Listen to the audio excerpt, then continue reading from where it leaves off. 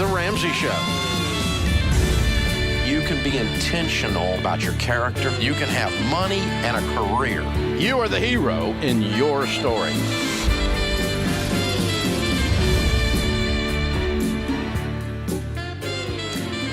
Live from the headquarters of Ramsey Solutions, broadcasting from the Dollar Car Rental Studio, this is The Ramsey Show, where America hangs out to have a conversation about your life and your money. I'm Christy Wright, Ramsey personality, and I'm joined today by my fellow Ramsey personality, Anthony O'Neill. Anthony, I'm excited about this. Christy, you in the big chair today. We've gotten to host a lot together lately, and I'm excited about this. Man, I'm excited too, Christy. This is going to be fun. So here's the thing. When you and I get together, we get feisty and get fired up, and we are answering your calls today, America. So give us a call, 888-825-5225. If you have a question about money, if you have a question about business, y'all know I love helping you start a side business, grow your small business, lead a team, or if you have a question just about life, maybe it's a difficult situation, you're not sure which choice to make. Anthony and I love to coach you, help you think it through, and make the best decision for you. While we're at it, Anthony, tell them where they can follow you on Instagram and Twitter. Hey, man. Well, you can follow me on Instagram at Anthony O'Neill. I'm not really on Twitter that much, though. Oh, Christy. it's Instagram. That's your favorite. Same. Twitter's for the old people. I learn so much every time I get to host with you. This is really education for me. I also love Instagram at Christy B. Wright. You can send us some questions there. Maybe we'll have time to throw some of those in there today. We're going to be with you all day answering your questions about money, business, and life. That's 888-825-5225. Anthony, before we go to the phones, and we've got a few callers already lined up here, but I wanted to take a second to just recap for people, maybe some people that are listening today that are new, maybe some people that might have forgotten, recap for people a little bit about what we do as Ramsey personalities. Everyone knows Dave Ramsey, the man. They know Ramsey Solutions. They know the Dave Ramsey Show.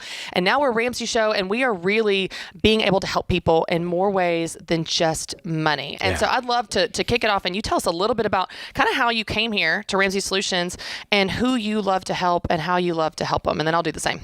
Man, my message, Christy, is within my brand here at Ramsey Solutions, I'm really focusing on having a real, relevant, and relatable conversation around your life, around building true wealth by eliminating debt and really start preparing for building wealth and leaving a legacy, and then also healthy relationships. Because when it comes to money, one of the main reasons why I racked up all the debt that I did and became homeless, Christy, was because of the relationships that I had. I was trying to impress her. I was trying to impress them. And I was racking up all this debt, trying to hang with Billy and Jane, trying to impress the Joneses. But Billy and Jane and the Joneses, when I racked up all this debt, no one really came to help me. No one came and offered me a place to lay my head. No one offered me a place to eat when I was homeless. No one even offered me a place to take a shower. And so for me, within my brand here, I'm really having that real, relevant, and relatable conversation to help people make better decisions when it comes to just their life. Yeah. And building healthy relationships. And let's build true wealth. I think a lot of people get confused here that we just want you to get out of debt and live like you're getting out of debt for the rest of your life. No, we want you to get out of debt so you can enjoy your life and go after your dreams and your goals. And if that's a dream car, a dream house, freedom, joy, peace, you name it, I want to help that happen, specifically that younger age though, that younger 18 to about 34, 35 years old, and just really have a heart for that generation. You have a great line that I quote you all the time. The caliber of your future is determined by the choices you make today. And you're talking about money, but you're talking about more than just money. Absolutely. It's really everything. Absolutely. And you're having this conversation on your new podcast, The Table. So tell people where they can connect with that. Oh, man, I'm loving Christy right now. We need to have her host more often, James. Can we make that happen, producer, please? This is good for people to know what we're up to besides being in this studio. We love helping people through The Ramsey Show, but also you're helping people in other ways than that. I sure am, Christy. I love you. You can go to anthonyneill.com and you go to the show page and you see that we have a YouTube show that's doing very well over there. About 200,000+ young people follow me on YouTube, and we just launched my podcast last month, and it's doing very well as well as well there. So come on over there, and specifically to that younger age. I mean, it's for everyone. I don't want to sit here and say if you're older than 34, 35, don't rock with you, boy. But what I'm older than that. Don't worry. Hey, yeah. But what I am saying, if you are older than doing that, and I'm sure you know someone younger, because here's the thing, Christy, we have to start teaching our young people how to win earlier on in life. Yeah. And so my brand is making it more attractive. And I can say this with you because we won't be offended, but I'm going to make being debt free the new cool, sexy thing. Yeah. You know what I'm saying? Yeah. We're going to be debt free, living good, young, cool, sexy, and hip. So I love it. That's my brand. That's your brand. I love it. Well, so many of you are familiar with my backstory of helping people start side businesses and small businesses. And now I'm helping them in their faith walk and in personal development. And so if you have a question for Anthony or for myself, give us a call today, 888-825-5225. We will get you some advice and get you pointed in the right direction. All right, let's head to the phones. We've got John in Atlanta. Hey, John, what's going on? Hey, how y'all doing? Good. How can we help? It's a little bit of personal and finance question. About 6 years ago, me and my, girlfriend, we're living together now. We bought a house and we're living together. We have kids and everything. And about 6 years ago, when we first bought the house, the father, to be my father-in-law, he gifted us some money to help us out pay expenses when we first bought the house.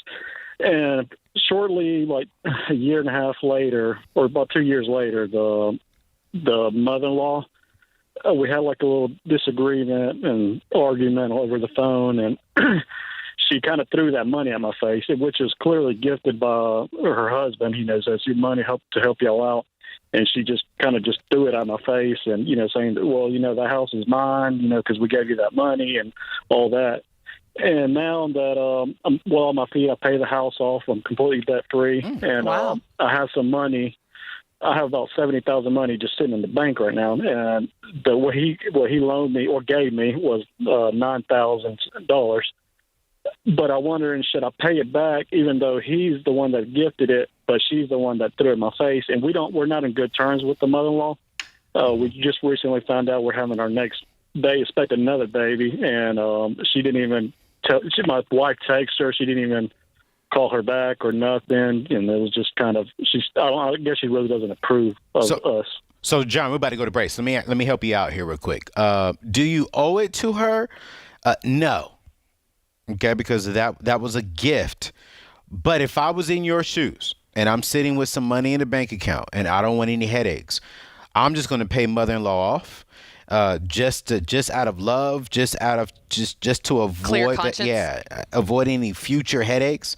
Because $9,000 is not going to hurt you and your family. You got $70K sitting in the bank and you're 100% debt free. So if I'm you in your shoes, I would just go in ahead and say, you know what? I don't owe this to you, but I'm going to step up. I'm going to be the bigger person, because me and my wife and our family, we need peace. We don't need drama in our life. So with that being said, here you go. Be quiet. God bless you. Don't bother us no more. And bro, just don't accept any more gifts from your mother-in-law or your father-in-law. Yeah, the one thing I would add on to that, John, just for your own peace of mind, don't think that paying her back is going to fix the relationship, because the relationship is broken regardless of the money. If you want a good relationship, it's going to lead to, you're going to need to have some conversations, some reconciliation. The money's not going to fix the relationship. It'll fix your peace of mind, but it won't necessarily fix the relationship. That's going to take a lot more work. That's good. This is The Ramsey Show.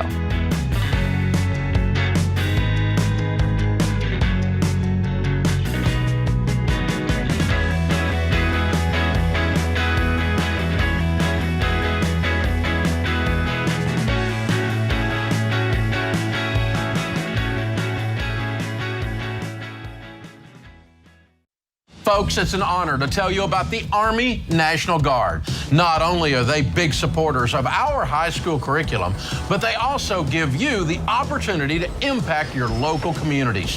Whether your goals are to get an education, serve your country, or have a better life, the Army National Guard can help you get there. Plus, they offer unbelievable financial benefits. Secure your future today. Visit nationalguard.com/Ramsey to find out more.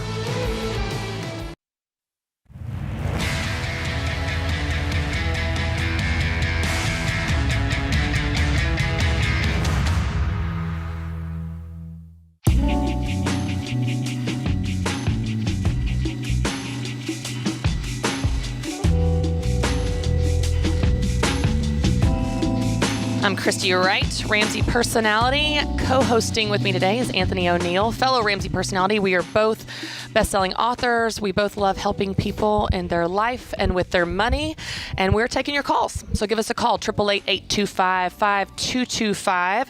Whether it's about money, business, or life, we are here for you. All right, we've got Austin in Portland. Hey, Austin, how's it going? Pretty good. How about yourself? Good. What can Anthony and I do to help you?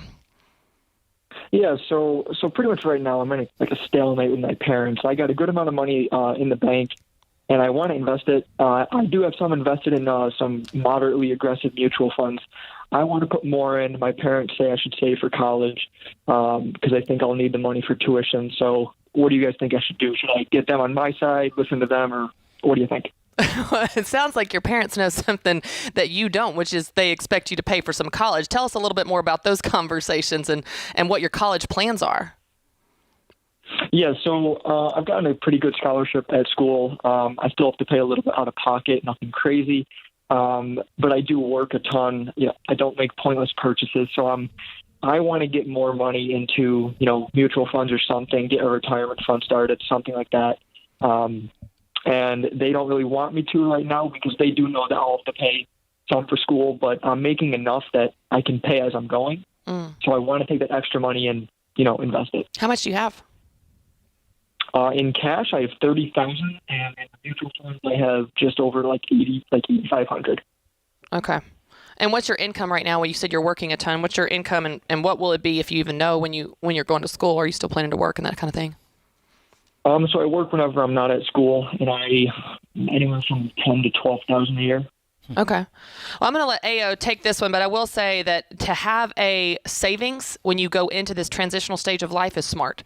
So your parents are wise in that aspect. Now, you may not need to save all that for going into college, and especially with your plan to work and your scholarships and all that. But you do need something to fall back on in case you have an emergency. AO, how do you help teenagers? What a great question, first of all. Austin, the fact that you're asking the question is awesome. And let's call this out. Austin, you have $30,000 in savings. So clearly you are a bright young man. So I want to start off with that. Yeah.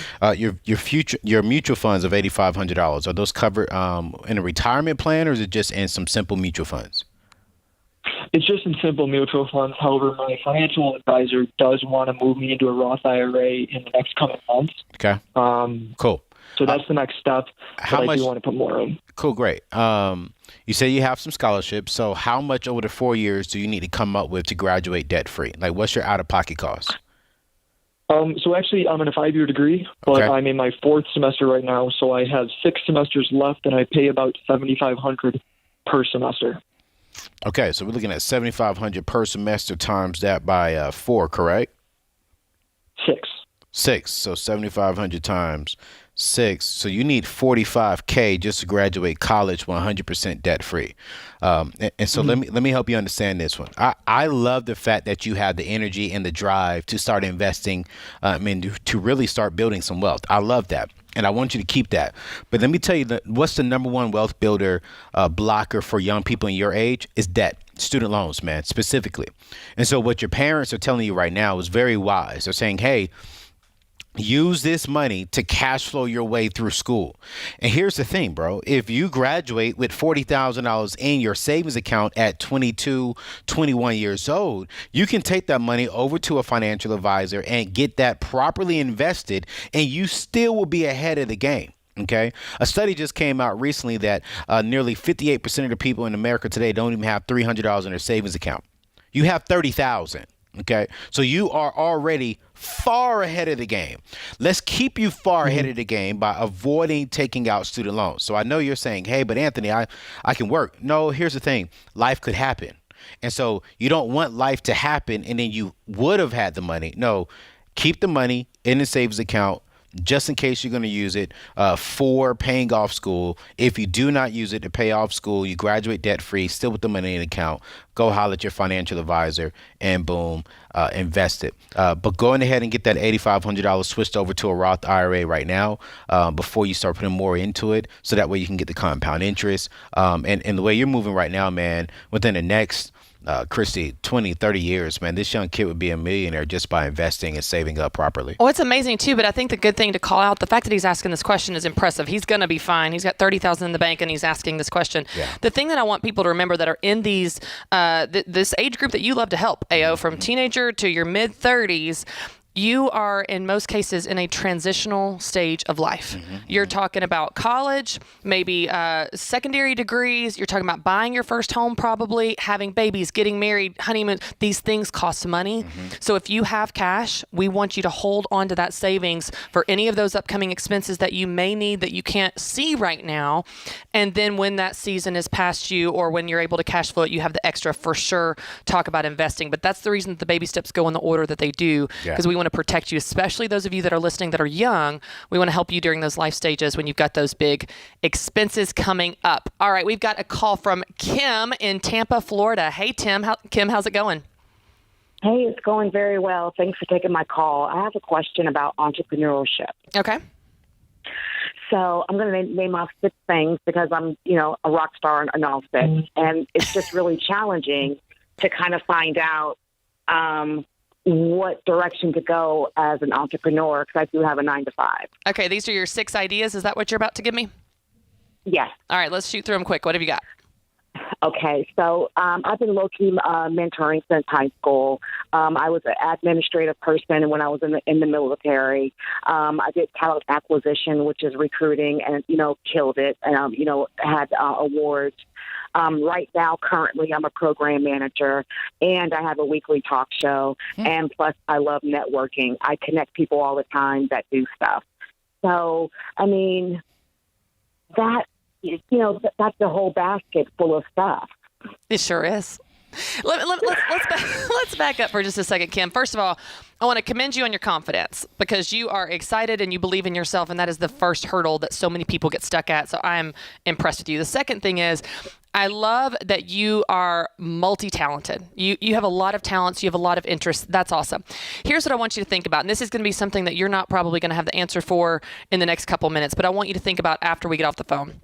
I want you to think about where you want to be in 5 years, 10 years, what you want this business to do for you, what you want the money to do for you, what you want your life to look like. Do you still want to be working your 9-to-5? When you start to forecast out into the future and say, here's where I want to be in 5 years, or here's where I want to be in 7 years, then you back out of that vision and you're able to have more clarity about what you need to do today. You say, what must be true today to lead to that vision? So when you start thinking long term, it's no longer just, well, what am I kind of good at and I've done in the past and what's right in front of me?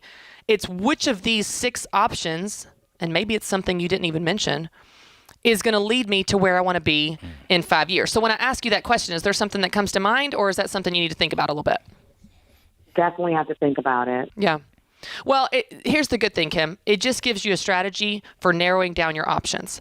I don't want you to think short term unless your goal is, hey, I need to pay off some debt. I need cash fast. Then you start to look at those 6 options and you say, which one's going to make cash the fastest?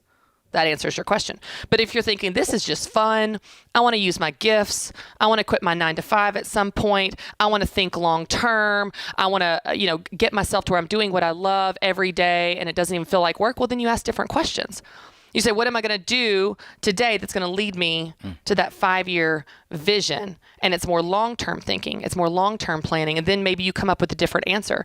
Anthony, one of the things that I tell people all the time when I'm helping them narrow down their business ideas, because I get this question all the time. Yeah. I call them the Jane of all trades. Okay. They've got so many ideas and they've got so many talents. I tell them to start with what you have. Ooh. Your skills, your strengths, Yep. and your stuff. Yes. When you start with what you have, you make it so much easier on yourself to win. So You're not having to get another degree, buy a bunch of equipment, learn a bunch of new skills. Start with what you have, your skills, your education credentials, your strengths, things you're naturally good at, and your stuff. So what do you have around you to work with? When you do that, you lower the barrier to entry into the marketplace and you make it so much easier on yourself to win and make money faster. This is The Ramsey Show.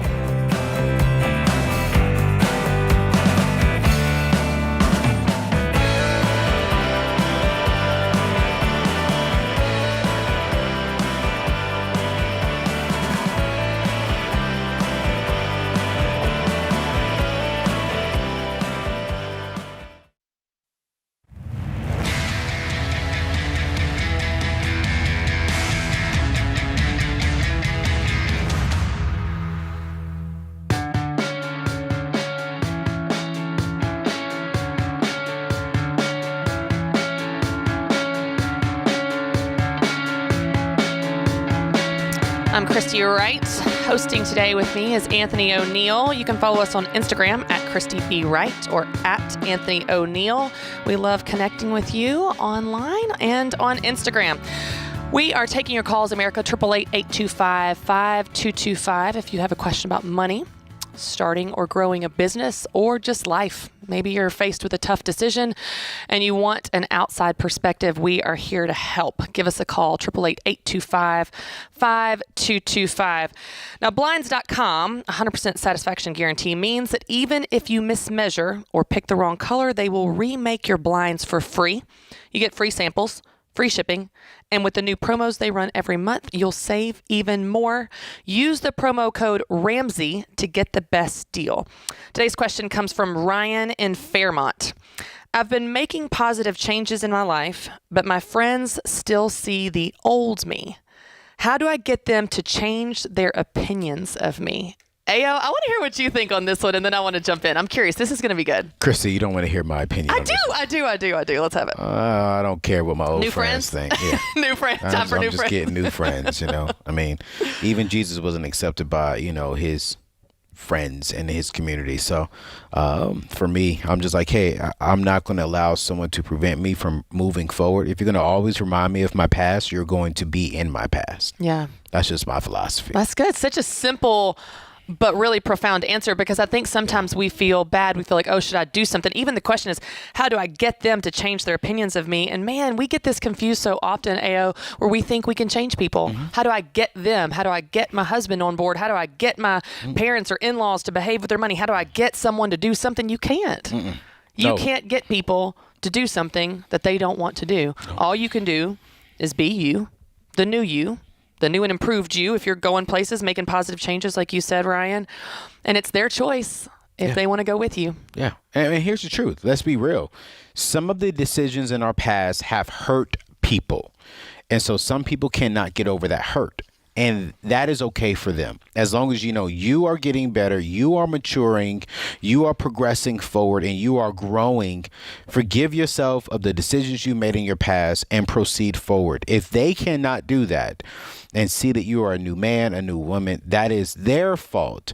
It's not yours. How many people are listening right now that have gone through this same exact experience when they start their debt-free journey? How many friends and family are going, you're weird. What do you mean you're using coupons? What do you mean you're not going on vacation? What do you mean you won't go out to dinner with us? And they don't understand, and they make fun of you, and they tell you you're stupid, and they tell you who is this Dave Ramsey guy and all that.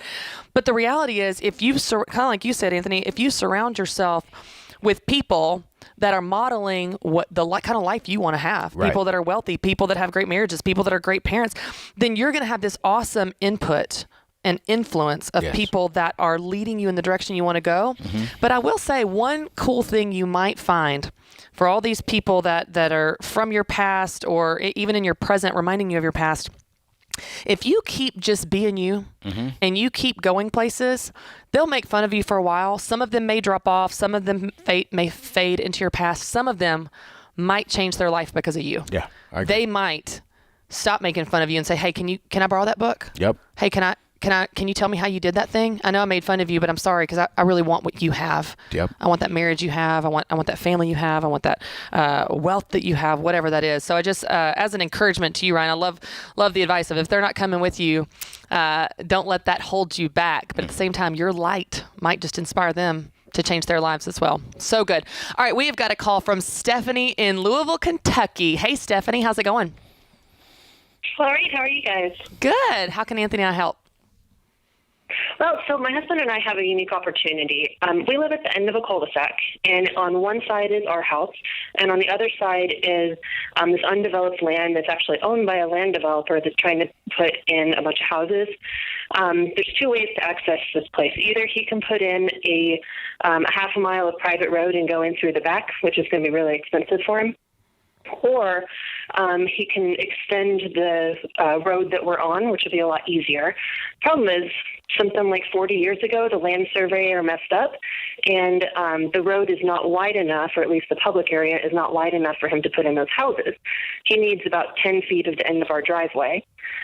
And he wants to buy it from us, but the problem is we don't really know how to come up with a number. If you look at just the amount of land and how much land out here is worth and do the calculation with the square footage. It's a couple hundred square feet. It's not very much, but it allows this guy to come in, build 25 houses, and have probably a pretty hefty profit. So he asked us how much we would sell it for. And we didn't really know how to come up with a number other than, we thought of the increased property taxes as our house goes up in value, and just the inconvenience of having construction noise for a year or two. But is there, are there any other factors we should consider when we're coming up with a number? I don't know. We've asked a contractor that we know, a land developer that we know, and neither one of them had any idea how to come up with a number either. Yeah. Stephanie, I'd ask you guys. Well, I'll tell you, I don't know the details of even coming up with a formula for that, but I do have two questions about that. Do you want to stay in this house long term? Are you planning to stay there? We're planning on it for at least the next few years. We go back and forth about whether we're going to stay on this particular piece of property or end up going somewhere else and renting out the house here. Yeah. And then the next question, do you want them to develop this land? Do you want those homes? Like, what's the implication of you I'm just picturing you at the end of this sweet little cul-de-sac, and it's so quiet and secluded and nice, and there's going to be all these houses coming in. Is this something that you are okay with to begin with? Before we even talk about a number, is this something you're okay with them taking part of your driveway? Mm-hmm. Yeah, I think we are, because we own our property and the one next to it, so it's actually like kind of a large area that even if there were houses next door, which most of our street has houses like duplexes, and we've got quite a bit of land. We've got more land than pretty much any houses around here, so we'd still be fairly secluded. So, Stephanie, have you talked to a realtor? No. Yeah, so if I was you, I would talk to a realtor, okay? Because the realtor can come out there and do comps in your area, and not really comps as far as in the housing market, but he can come out there and say, all right, for this amount of land at the end of your driveway, we can play around with some numbers, kind of take away some things, and he can throw out a ballpark figure. This is not something that is common, but I do know that a realtor can come out there, okay, look at your square footage, look at what you're going to lose on the land as far as in part of the acreage of the home. And he can say, okay, this, or she can say, for this much, this is what is the ballpark figure. So I would definitely reach out to one of our real estate agents and see and get them included into the process, because you will have a contract, you will have an agreement, and that real estate agent can help you negotiate the price and also help you find more research on the price. Now, the builder, the developer is not going to like that, because they're going to have to pay some type of commission. But right now, you need to make sure you have the proper research, and a real estate agent can help you out with that. And then two, you need to make sure you have the proper documentation to cover you and yourself and your family down the road. So I would reach out to a real estate agent and have him or her do the research for you and present those numbers to you. And then for me, I'm kind of like Dave. If he comes back and says, hey, it's worth 50 grand, I'm going to tell him I want 100 grand. Because if they really want it, they may give you 75, and so and whatever it is, it's probably less than what their other option is, which is going in the backside, like you said. Right. The other thing I would add, and I love what Anthony said, this has been done before. Yeah. So you're going to have to do a little bit of digging, a little bit of research. Maybe the contractor you talk to hasn't dealt with this before, but some contractor somewhere has. Absolutely. So just keep digging. You want to find people that have gone through this before, so that you are getting as much information as possible on your side to be an advocate for you, and take everything into consideration, not just the actual square footage, the inconvenience, the property tax, everything that goes into it when you come up with this number. And remember, just like Anthony said, it's a starting point for a conversation. Yeah. It doesn't mean it's this hard and fast number, but it's actually going to protect you in the process if you do your homework. This is The Ramsey Show.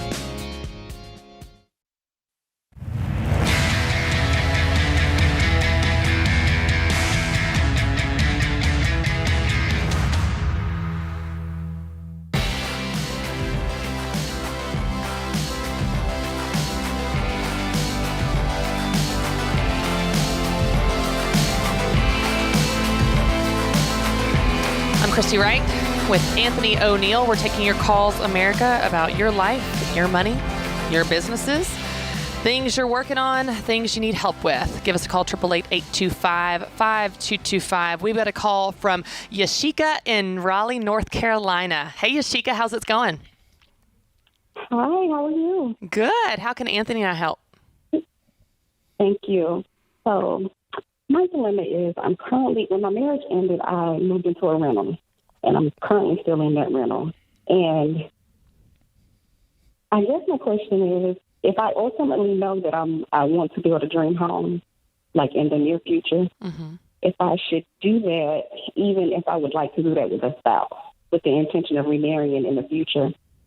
So, in the meantime, do you think it would be wise to just continue renting or maybe just buying something with the intention of selling it? Or should I just go ahead and build the home, on my own?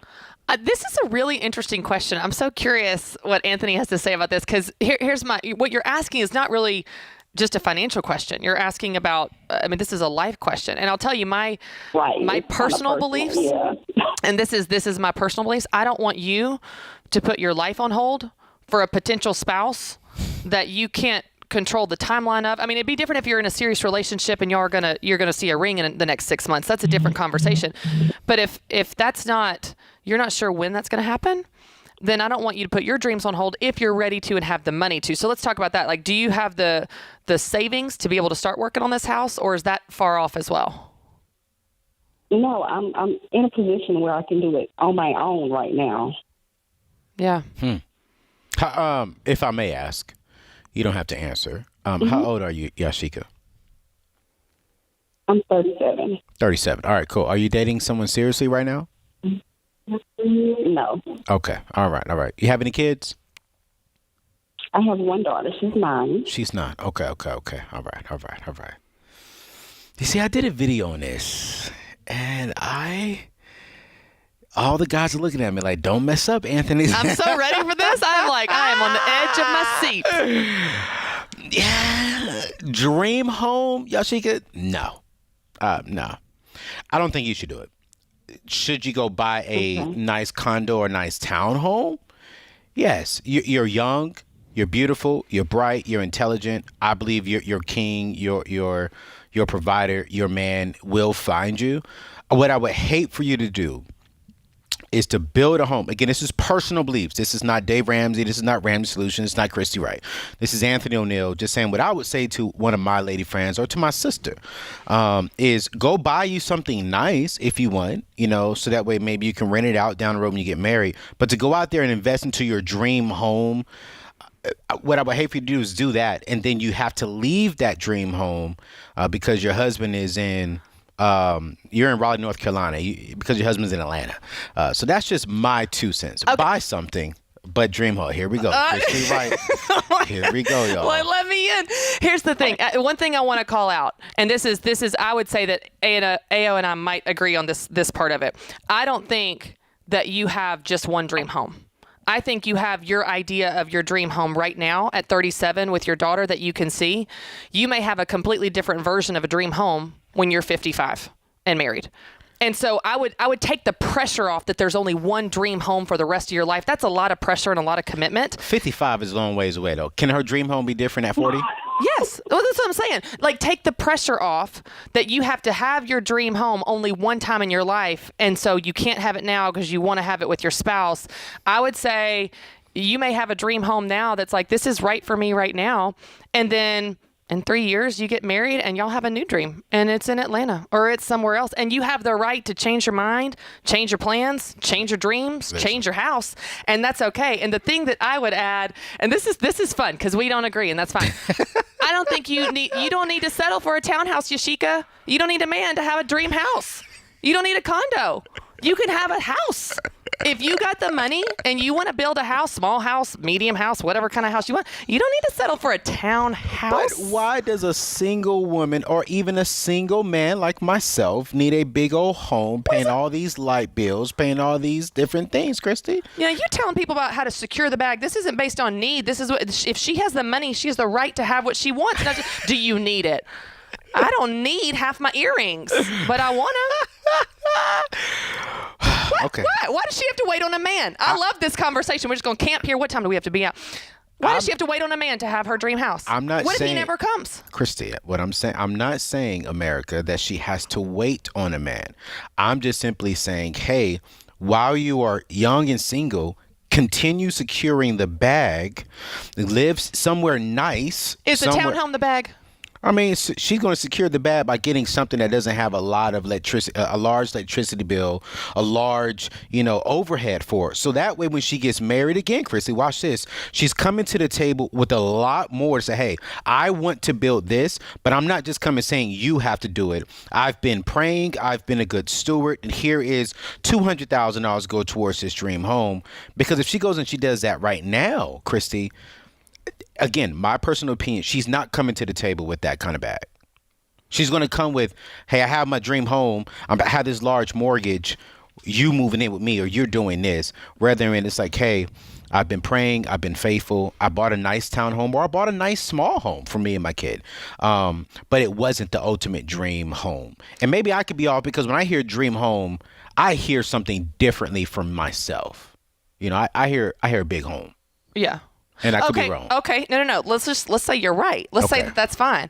Let's say I believe that Yashika's going to get married again. I do too. But what if she doesn't? Or what if that's 10 years from now, and then she waited 10 years for a man in a townhouse? No, yeah. I'm not saying wait 10 years. I'm saying give it to 40. I think she'll find a man I think a man will find her this year. He will love her daughter, get married by the end of next year, and they can dream off together. I would tell my little sister to do that, and she did just that. She stayed with my parents. She met my brother-in-law, Glenn, and now they are multi-successful millionaires doing great things. Totally. It's just I would say it's not mutually exclusive that you have to not have a house, not build your house, or have a successful marriage. I think you can do both. Right? I totally agree, and I'm going to just buy out on this one. Yashika, you got options. Ayo and I have given you options. That's what we're here. We're here for you on The Ramsey Show to give you options. I believe you'll get married, and I think you'll do what's right for you. And it's a fun conversation, though, because it's not just a money conversation. It's a values conversation that we're talking about. Take a second to explain to people what securing the bag means. Yeah. For everybody listening that is like me and didn't know. When I say people, I mean me. What secure the bag is. Our producer wants to know. Tell people what secure the bag means. What secure the bag means. Secure the bag, because some of y'all are probably wondering, what in the world is going on? James, everyone is, not just some people. James and Madison, and everyone in the studio, and America. Securing the bag just simply means that you're making money. You're getting money. You're saving money. And so that's just a new hip term, a more cool and relevant term for making money, saving money, flipping money, just really getting more money. Is that different than building wealth, or are those kind of the same thing? It's the same thing. You know what I'm saying? I mean, building wealth is just, you know what that definition is. And securing the bag, it's just something that the hip hop generation has added to that term. You get a bag, secure a bag. And secure the bag simply means get the money and you keep the money. Yeah. You're not getting the money and going out there and spending it. Yeah. You're making money, you're saving it, you're investing it, you're building true wealth. I'm so sorry, America. I'm sorry, James, for, confusing y'all. Actually, I didn't bring that one up this time. Christy did. I did. My sister from another mother. If you're going to tell Yashika she needs to wait, we need to know what we're waiting with. But I think it's good. I think this is a really important conversation, because the reality is Yashika is not the only person dealing with this situation of going, yeah, I have dreams for my life. Some of it may be a baby, it may be a different job, maybe something else. Some of those dreams I can control the timeline of. A lot of them I can't. Yeah, I agree. So how do I make decisions today with the money I have, based on what I know, and make the best decision for me? This is a good conversation. Great. And we should follow up on this. We should. Another America. time. I did not say she should. I just said she had to. I just said she should. Okay. All right. I just want to make sure that's clear. I want to thank producer James Childs, associate producer Kelly Daniel, and you, America, for listening. This puts the first hour in the books. This is The Ramsey Show.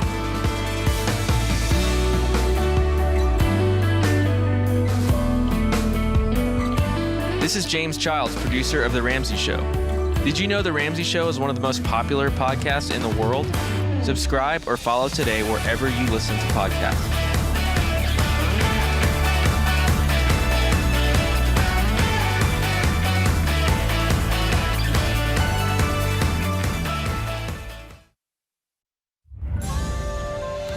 This is The Ramsey Show. You can be intentional about your character. You can have money and a career. You are the hero in your story.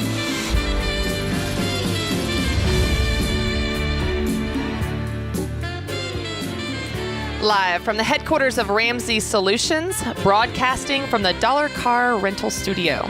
This is The Ramsey Show, where America hangs out to have a conversation about your life and your money. I'm Christy Wright. I'm a business coach. I'm an author and Ramsey personality. You can follow me on Instagram at Christy B. Wright. And hosting with me today is my good friend, also author, fellow Ramsey personality, Anthony O'Neill. You can follow him on Instagram at Anthony O'Neill. We've had a fun first hour, and we are just going to continue the fun. Give us a call, 888-825-5225. We're answering your calls about money, about business, whether it's a small business, side gig, maybe you just need some extra cash to pay off your debt, can help you with that, or just life. You got some questions about a decision you're facing and want an outside perspective, we are here for you. 888-825-5225. We're going to go to Nicole in Dallas, Texas. Hey, Nicole, how's it going? Hi, guys. How are you? Great. What's going on? So I have a couple questions. This is in regards to the most recent stimulus check and my student loans. So I have been doing the Dave Ramsey plan, following the principles explicitly, and I have paid off $44,000 all in 2020 with my fiance, and I'm just killing it. Wow. Congratulations. Thank you. All we have left is my student loans, and that is sitting at $31,066 and a pesky 56 cents. They are currently not due, but I really want to start attacking them. And some other things that are kind of in our mix is my fiance's car. His transmission went out, so we are functioning as a one-car family, which is a blessing because we're both working from home. Secondly, we want to start saving for a wedding, and we also want to save for a house. So we are praying through this and prioritizing, but I really want to get down to the nitty-gritty. I want to attack my student loans in the best way possible. And I already have it built in the Every Dollar app, so it's already set up with the interest rates. It's already going from smallest to largest. I'm just ready to go on this, and I'm basically sitting at where they're not due, so I can get pretty creative with my payments and pay specific loans off. But October 2021 is when they all go active and they all go due at the same time. When is the wedding, Nicole? So we actually got engaged before COVID and kind of before the world got quiet. And we've done a little bit of planning, and we don't have a date yet because I come from a large Italian family, and I want my family to be present, and I want it to be joyful, and I just don't really want the COVID, little Eeyore sadness following us with that. So we want to be respectful as well to our family members and make sure that it's a safe environment for everybody. So we just haven't picked a date yet. Okay. I'm gonna give you two answers. One of them you may not receive it, and that's fine. I just want to give it to you, put it out there, because I love you. I don't know you, but I love you. And then the other answer, I'm gonna give you the practical thing of your question. Here's the first answer that I want to say. You guys are already living together. You're already acting like you're married. You already have combined your finances, which I'm not a huge fan of non-married people doing.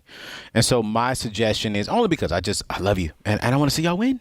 And with my particular Christian faith background, I'm not perfect, but I definitely got to say this. I would definitely say, how about y'all just go ahead and just save this $1,400, put that towards getting married. Just go ahead and get married, maybe a small wedding, because COVID, we don't know when COVID is going away. And so I don't want to see you all living as an engaged couple, doing everything as a married couple for the next 2-3 years. Just going ahead and get a small wedding, go down to the courthouse, do something private, and then when COVID is lifted and you and your family feel like it's safe to do it, then have maybe a bigger wedding or a bigger celebration of y'all's union. That would be the first thing I would do with the $1,400. I want to jump in on that before you go into the tactical AO, because I really agree, especially in this world, and you're seeing a lot of brides go through this. Yeah. Engaged couples go through this, and the idea of when it is quote unquote safe is a moving target. Yeah. And this is not a political statement. This is just like, if you're going to get married someday is not a day on the calendar, and it's just going to get pushed out and pushed out and pushed out. Yeah. You're not prioritizing something that is sacred. And I hear in your voice it's sacred to you. You want your family there.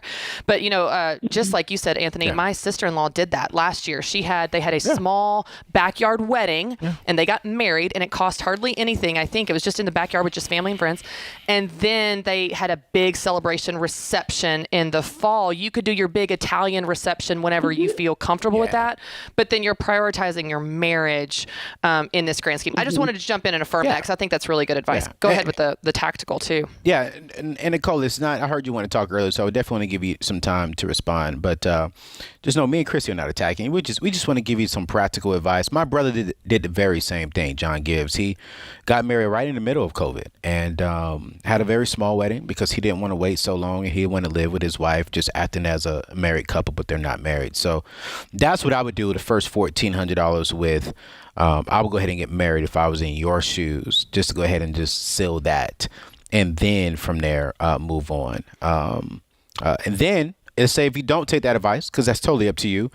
So then, yes, the very first thing I'm going to tell you to do is attack your student loans. Okay, go ahead and just pay it towards your student loan. So this way you can get ahead of any interest that will come up in October when it's time to pay back the student loans. So that's what I would do with the $1,400. If you don't decide to get married, go ahead and apply it to your student loans. Does that help, Nicole? Awesome. Absolutely. Thank you guys for that perspective, because honestly, I just have been so zeroed in.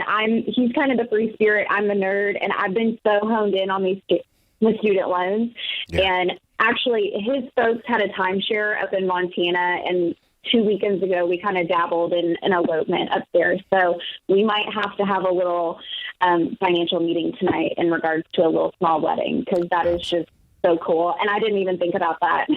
Hey, you know what? And you know what, Nicole, if you do it, I want you to call back to the show and tell them that, tell Anthony we got married. And if y'all do that, I'm going to send you all a gift, a financial gift, just because I believe that's something that you should be doing, for real.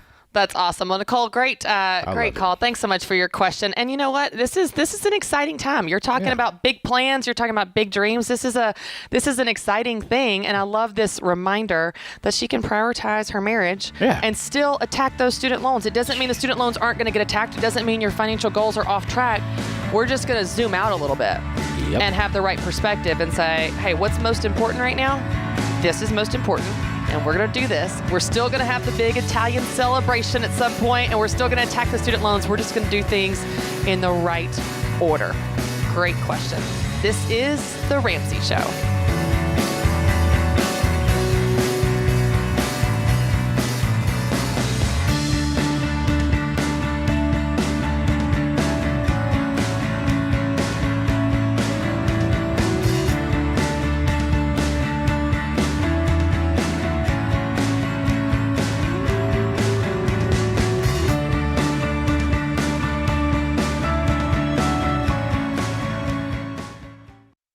What makes our show unique is that we genuinely care about our listeners. We're intentional about choosing the best advertisers to recommend. Blinds.com is no exception. They offer high-quality window treatments at unbelievable prices, and they make it simple to shop blinds, shades, and interior shutters with easy online ordering, free shipping, and a guaranteed perfect fit. Go to Blinds.com and take advantage of this week's special savings.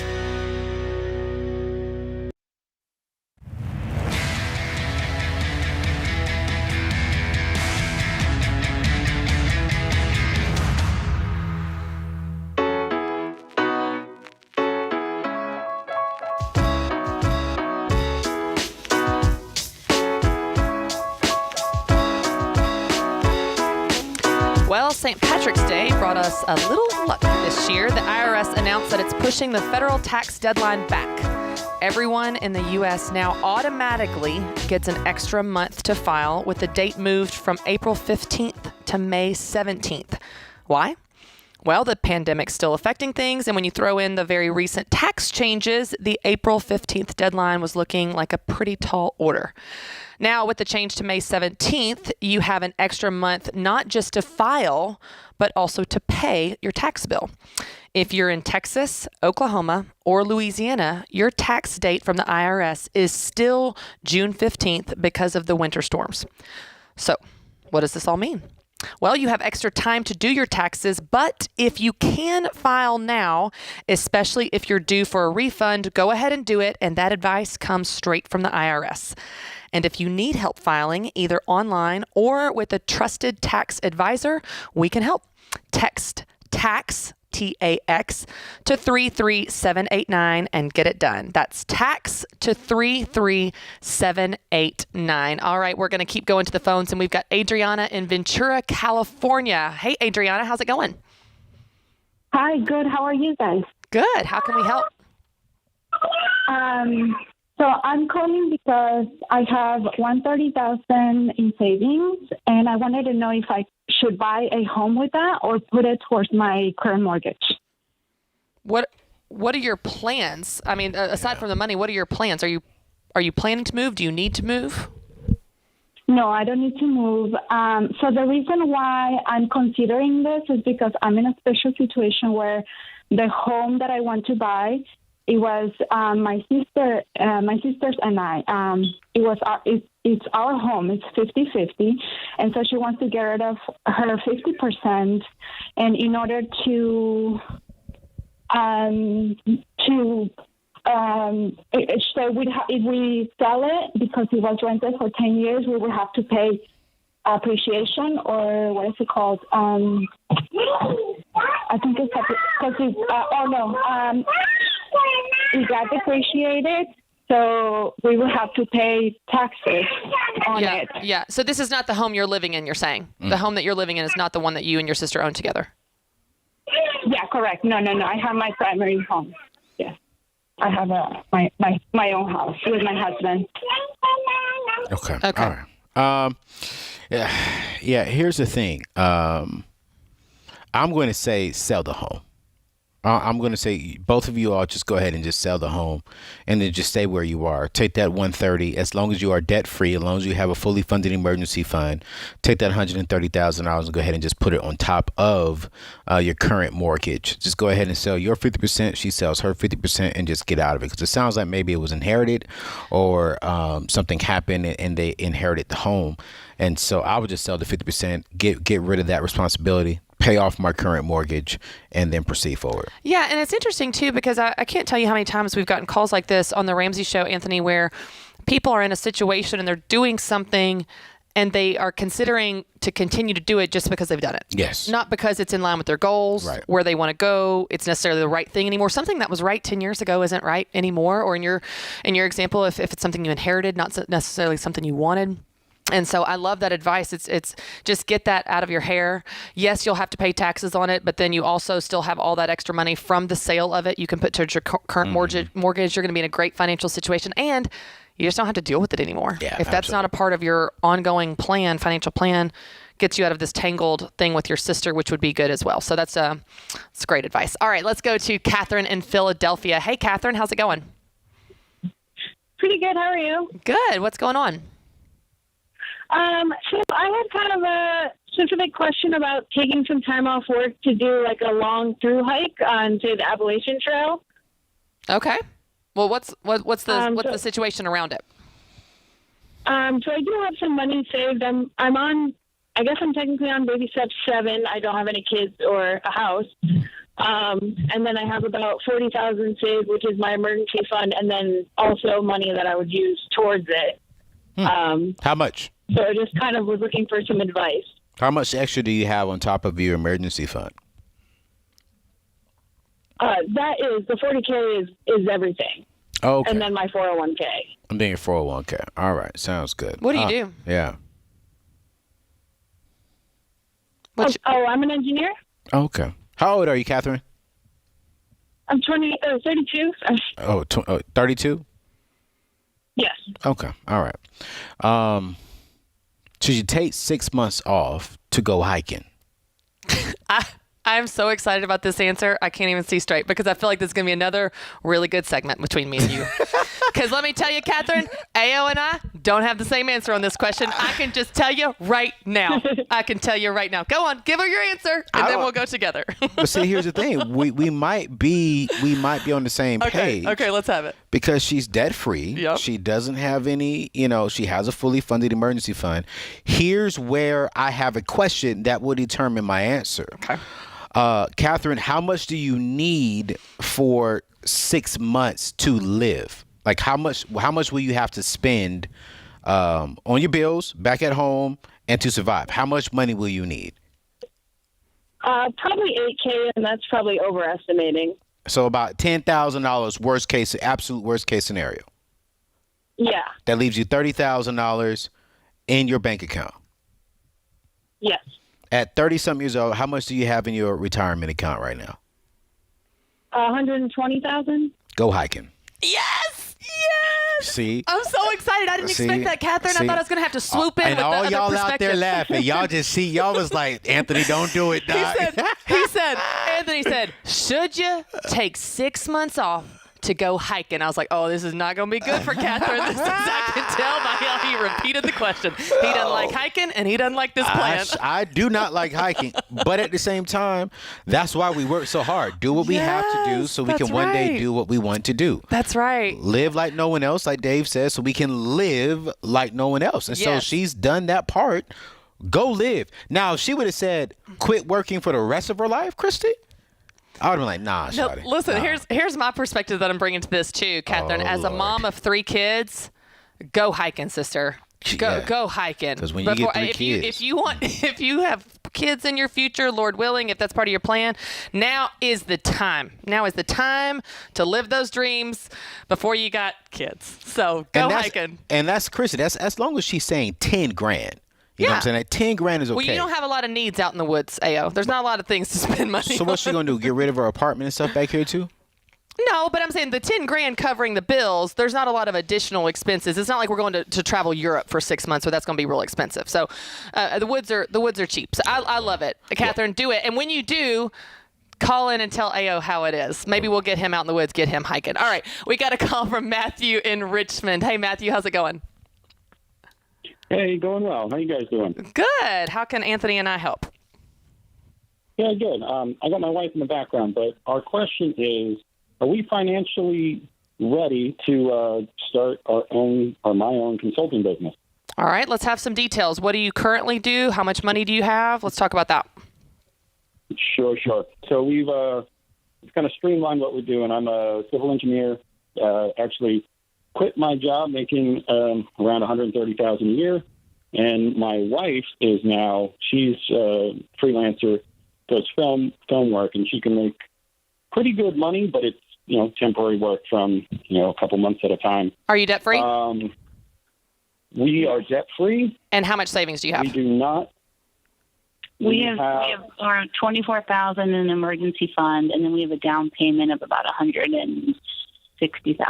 All right, we got to wrap this up because we got to go to break. Here's what I'm going to tell you. You need to have 3 to 6 months of expenses ready to get this consulting business off the ground, and you need a secure plan on how you're going to monetize it and make it profitable very quickly. You need the money there to support you as you transition into this business, not hope it's just going to magically be there.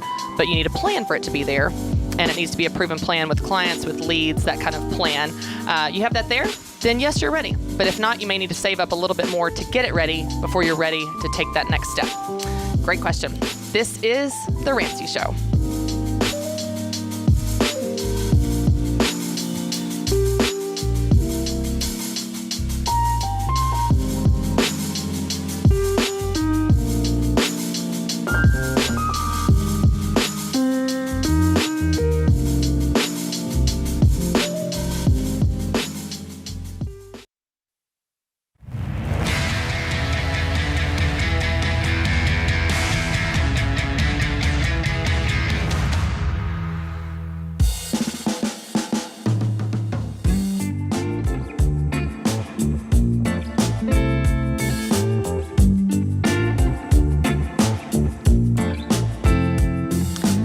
Christy Wright.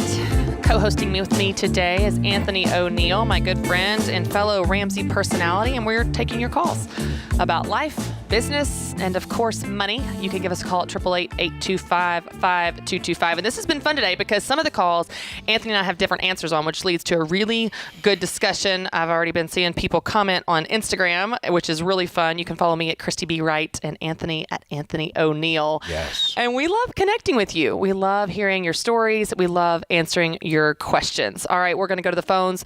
We've got a call from Rob in Atlanta, Georgia. Hey, Rob, how's it going? Hey, Christy, Ayo, how are you guys? Great. What's up? I was calling to see, I have money left over from the 529 plan from my daughter, and I was wondering if I could change the beneficiary to my son-in-law. He has student loan debt and help them move forward. Okay. Are they legally married? They are engaged and they get married in August. Certainly I wouldn't do anything until then. Yeah. So once they are legally married, you can transfer, your daughter can transfer the 529 that's in her name to her spouse or to her kids. And so from there, the max that they can take out is $10,000 a year. Yes, but they have to be legally married, and she only can transfer it to her son, to her kids, or to her legally married spouse. So yes, you can. Perfect. All right. Awesome. That's what I needed to know. Thanks for calling, Rob. Great question, man. You know, it's hard with some of these ever-changing rules and some of the fine print. I'm not good with fine print, AO, so it's good to, I'm glad you know stuff like that because I wouldn't have known that either. All right, we've got a call from Deneen in Boston. Hey, Deneen, how's it going? Great. How are you? Good. How can Anthony and I help? Okay, great. Thank you for having me. So my question is about goals. I met someone recently who asked the question, what are your goals and for your life? And don't tell me about helping other people. What are you doing specifically for yourself? I struggled to answer that question because I guess I have a passion for helping other people and making them great. And so I kind of wanted some advice or recommendations on how to refocus back on myself and kind of making me great. That's an interesting question, and I'm curious what Anthony thinks on this. I would say that first, I just kind of want to back out of that and not look at goals as something that are self-serving or selfless. That goals are really a tool.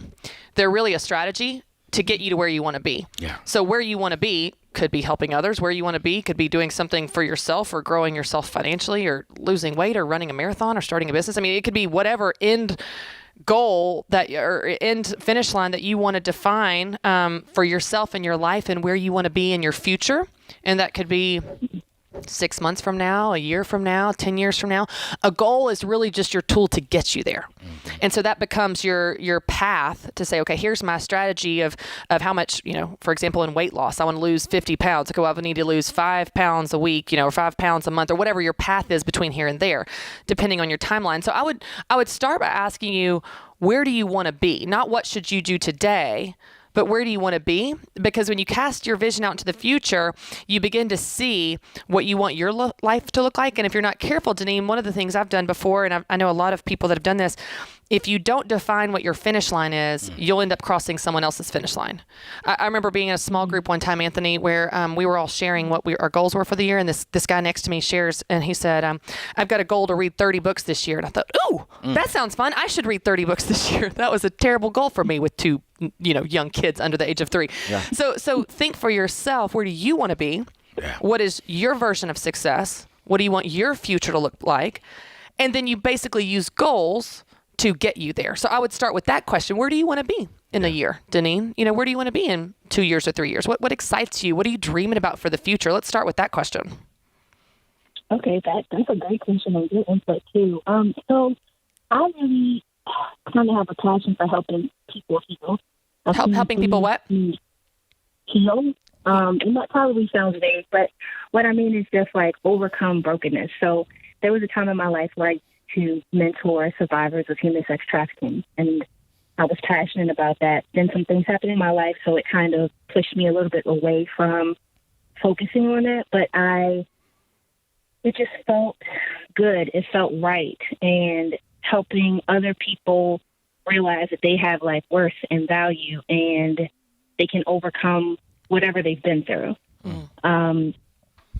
So I guess it's kind of vague. You know, I want to help build communities and eventually get into like philanthropy. That's kind of where I am right now. That's great. And here's completely opposite of what I do right now. What do you do right now?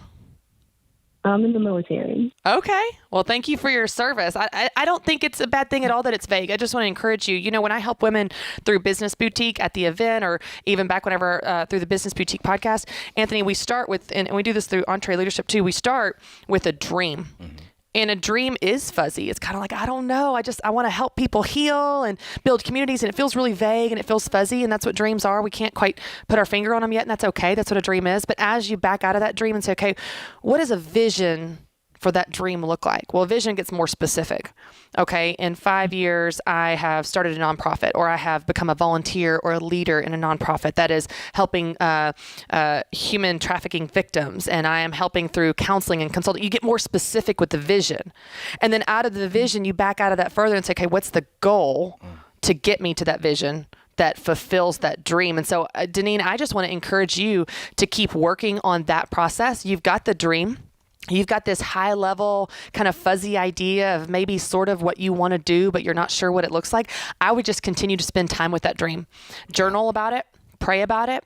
Think about all the ways that you could engage with that. There's so many different ways that you could do exactly what you just said. And so what are your strengths? What excites you? What's realistic with your stage of life, with your skills and your education and your time restraints, maybe with a full-time job or something else you have going on. But start with that dream, spend time with it, and back out of it and put a little bit more clarity and more specifics around it for a vision.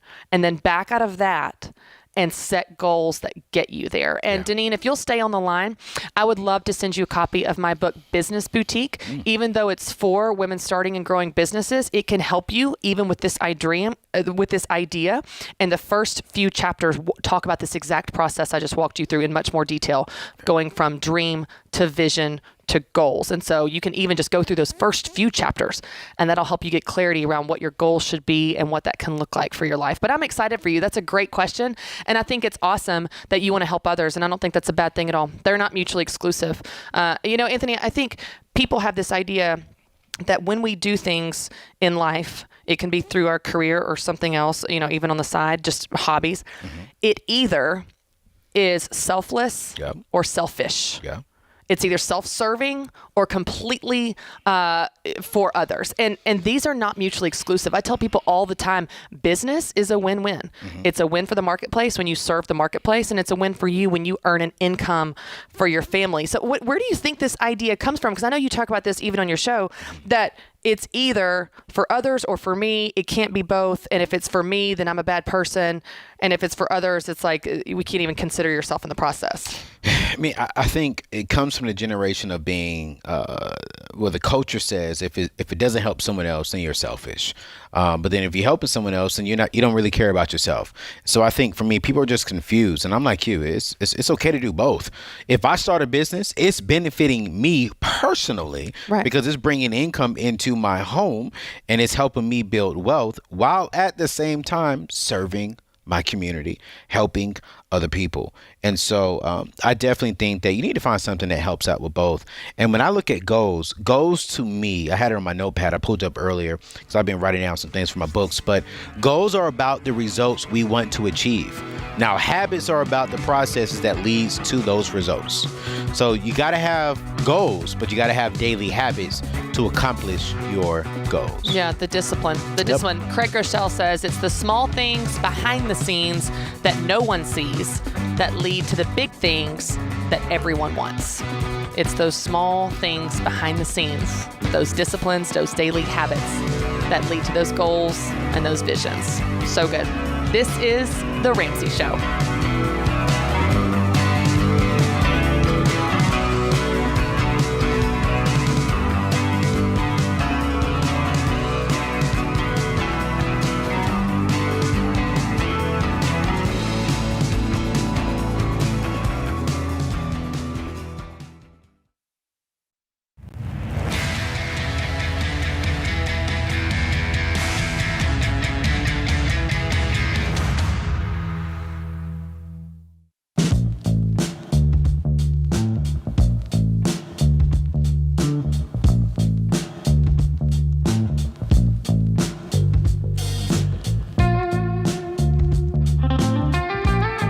Right.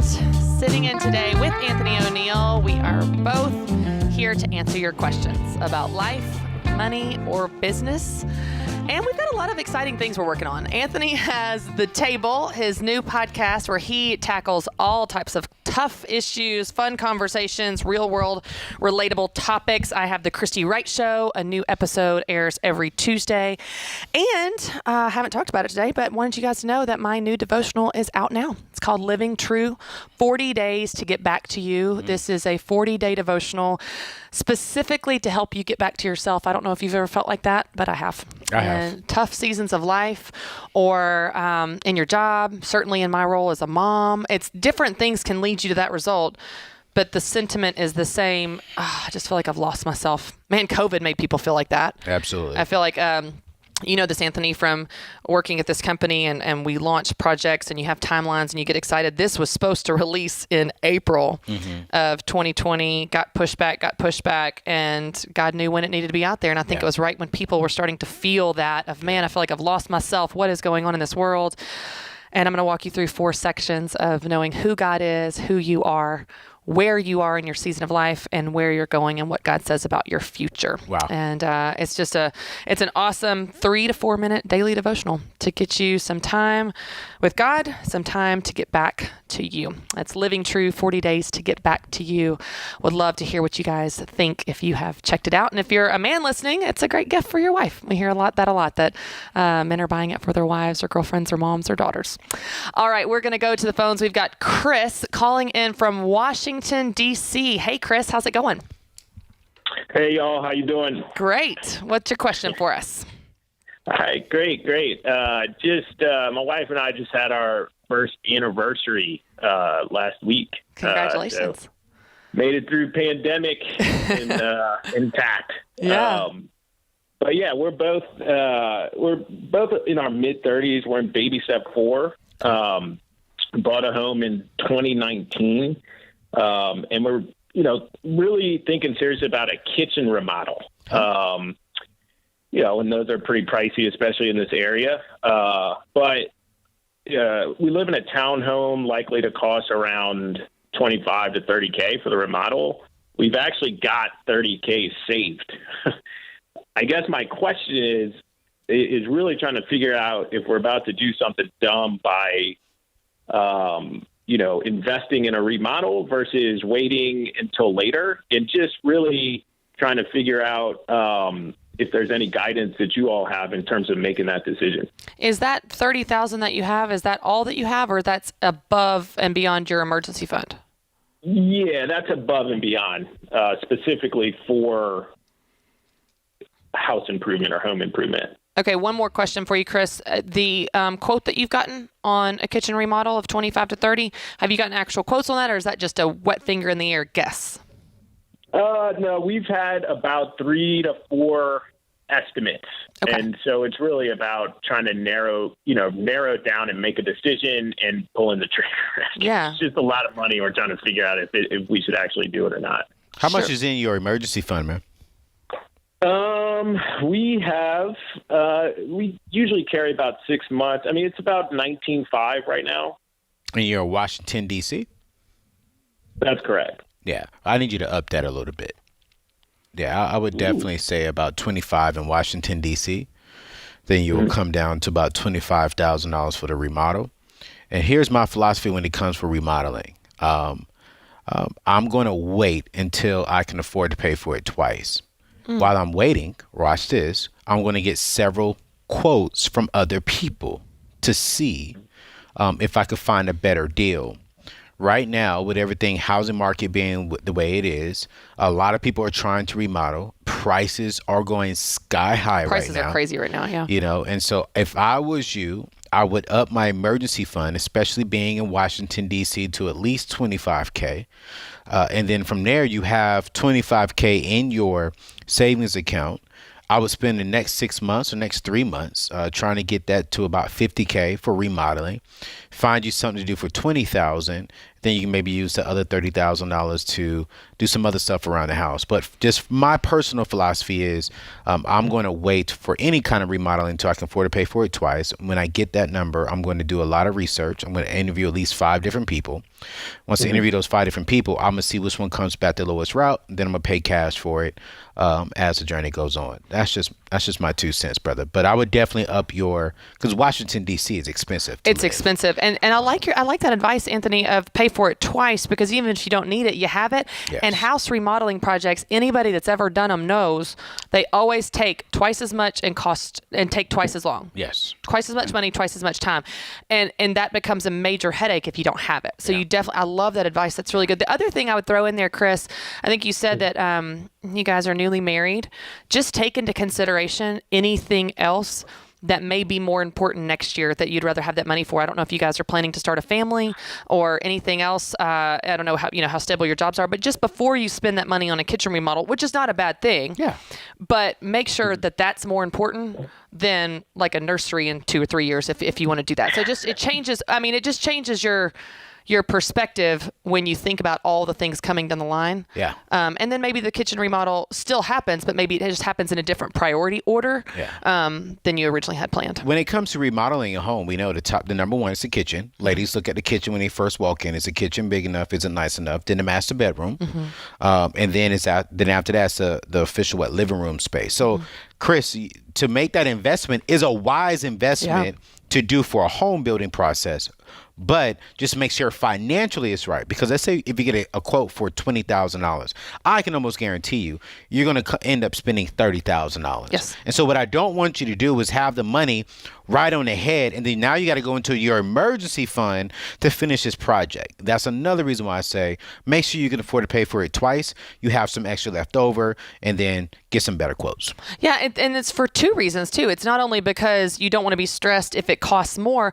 It's also they may get in there and you're like, hey, it would only be an extra $2,000 to open up this wall, and it makes the whole room. And you're like, oh, well, while we're in here, we want to do that. Yes. And if you had the money, you'd want to do it. And you just don't want to be right on the line like that. That's a great perspective. When my husband and I bought our house, it was about 8 years ago. We didn't have kids. We'd been married a year. Yeah. And it was an older house. It is an older house. It was built in '83. There was a lot of stuff we wanted to do. But we prioritized it based on what I was saying with the kids. So, for example, the laundry room in those old houses opened up to the kitchen. It was in the kitchen, basically. I was like, I can just visualize hampers everywhere with kids' clothes. And so we turned that into a pantry, built a laundry room upstairs. Later, years later, built on the deck we wanted. Nice. But we didn't do the deck first, knowing, you just prioritize it based on your life plan. So just think that through and then save up a little bit more. That's a great perspective. All right, we've got a call from Victoria in Decatur, Texas. Hey, Victoria, how's it going? Hey, I'm good. How are you? Good. What's your question for us? So I'm just going to give you a little bit about me, and then I'll give you my question because it makes more sense. So I kind of got out of a relationship where I had no freedom.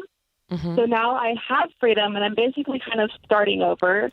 And I'm starting over as a single mom, a 22-year-old, and I have about $15,000 worth of debt, and then $19,000 in dental work that I need done, and the expenses of my daughter.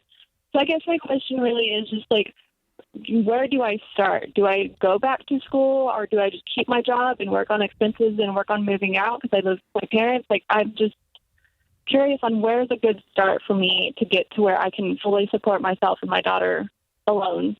Yeah. Well, first of all, you are a hero. And you are enough for your daughter. I am a daughter of a single mom, and she raised me for most of my childhood as a single mom, and you're a hero. Let me just say this, and I want Anthony to jump in here too before we have to go to break. Write it down.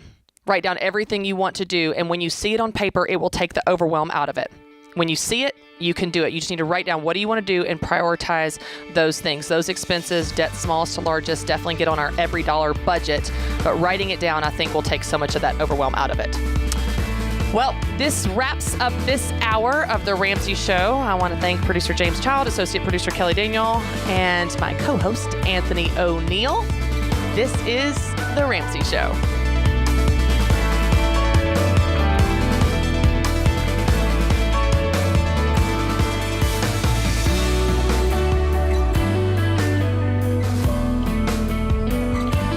guys, this is Kelly, associate producer for The Ramsey Show. Did you know that over 16 million people listen to The Ramsey Show every week? And a lot of those people listen on one of our 600-plus radio stations across the country. To find a station near you, head to daveramsey.com/show. This is The Ramsey Show. You can be intentional about your character. You can have money and a career. You are the hero in your story.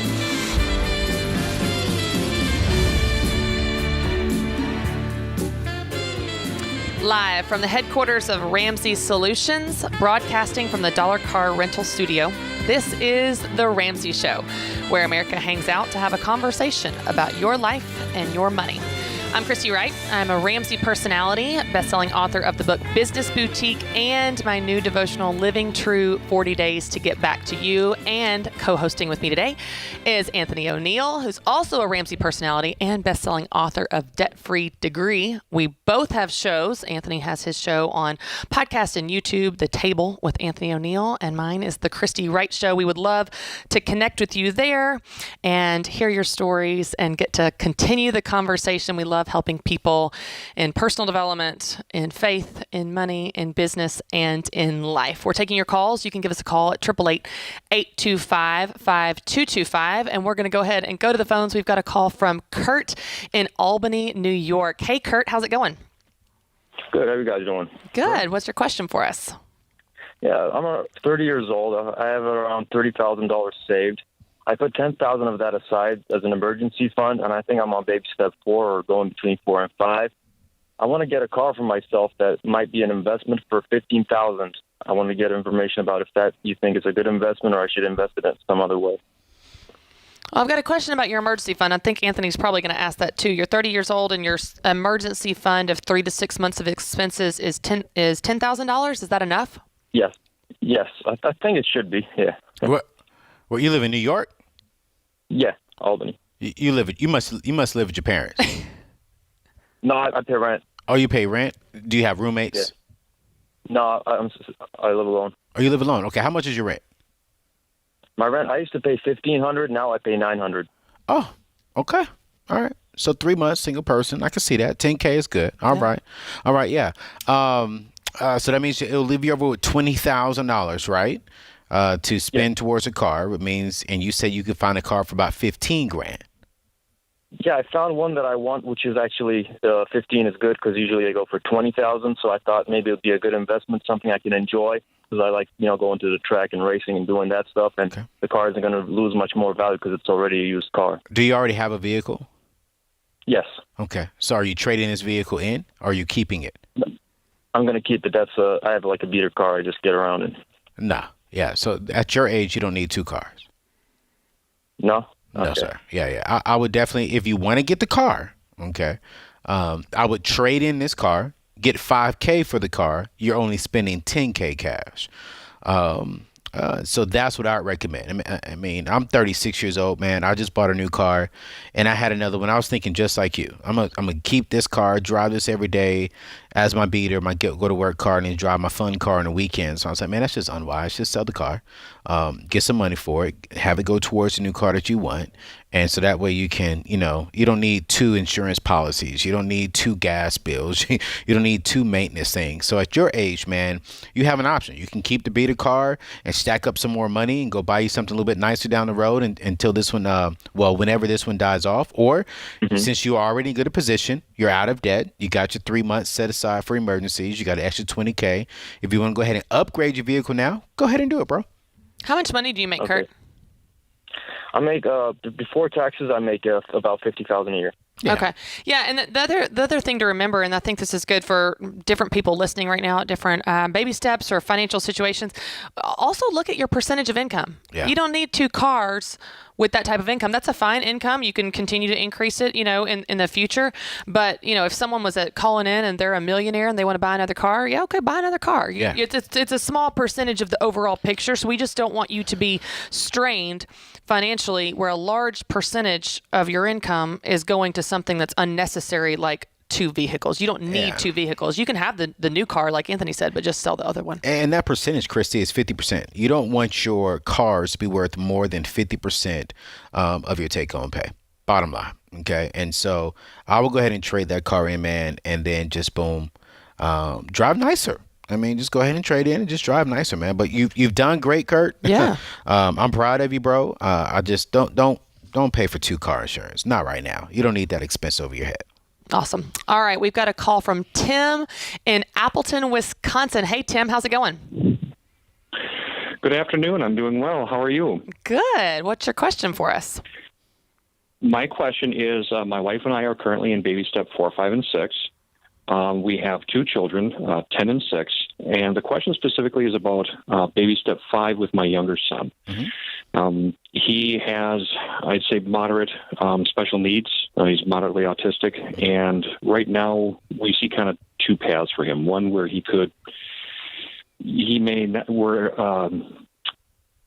an education beyond high school is not in his future, or where it could be. Mm-hmm. And I guess the question is how do parents in other circumstances, what should we think of to try to plan for that? I'll jump in from the parenting perspective of what I would do for my kids, and then I'll have AO jump in from the financial savings perspective. I would say, Tim, what I'm always going to want as a parent, or anybody should want that. I mean, I think anybody wants this. I just want options. Yeah. And so I would not make a decision about your child's future as young as he is, that he will not want college. I would say, let's save up for college in an option that is accessible to use for something else in case he doesn't go to college. But gosh, you want to have the option, because if he gets there, and then how proud would you be? How excited will you be? You want to have the money to pay for it if that's what he wants to do. And if he doesn't, then you can redirect that money to something else he wants to do. But I just wouldn't write off that option this early in life. I always like lots of options, and money gives you options. I don't know. AO, you jump in there. You wrote the book Debt-Free Degree. You know about this. Oh man, college. Yeah. I'm excited, and I love your heart, Tim. I mean, I love how you're saying, hey, I want the best for my son. I'm hoping for the best for my son, but I also want to be wise with the resources that we have right now. For your 2 older children, are you already investing into a 529 already for them? Yes, sir. With my oldest, we have 2 children. The oldest child, we do have a 529, and we actually have 529s for both the older and younger child. Okay, cool. So here's the thing. I wouldn't open up a 529 for your younger one, because here's why. You already have 2 open, and your 529s can be passed down to all of your kids. So once you invest, let's say that your second to oldest one goes off to college and you don't use all those funds, because let's say they get a scholarship or you have too much in there, you can transfer that down to your son if your son goes to college. If not, then you can still use it to fund your kid's college. So you have options, like Christy said, which I love that she said that. So I would just go ahead and just max out the 2, put as much as you can in the 2 529s you have right now, and then just continue your options. You can also open up maybe a mutual fund for your third child, so that way if he does go off a different route, you can still sow into your son's future. But I wouldn't open up a 529 though. Yeah, it's a great question, Tim. And I think if you have this savings, you will just feel the peace of mind of knowing that whatever you want to do when that time comes, you can do it. Yeah. And that's what money gives you. It gives you options, and options give you power. Absolutely. This is The Ramsey Show.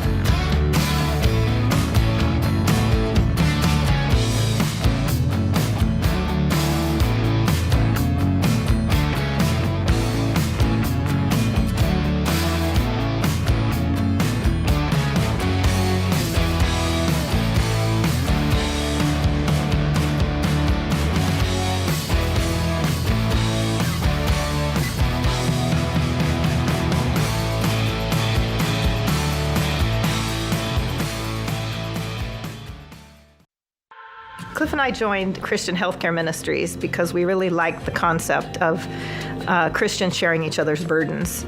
And we really experienced that firsthand when Cliff was diagnosed with heart disease. It was just such a relief to know that financial burden was going to be taken care of. CHM is the original and longest-serving health cost-sharing ministry. Get started today and check us out at chministries.org/budget.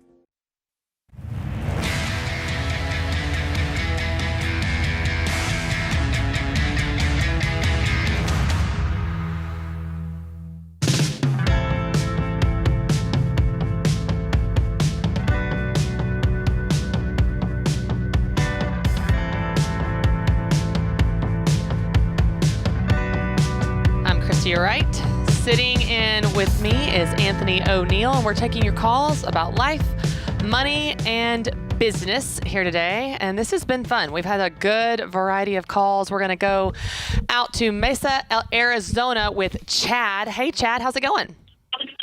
Hi, doing well. How are you guys? Good. How can Anthony and I help?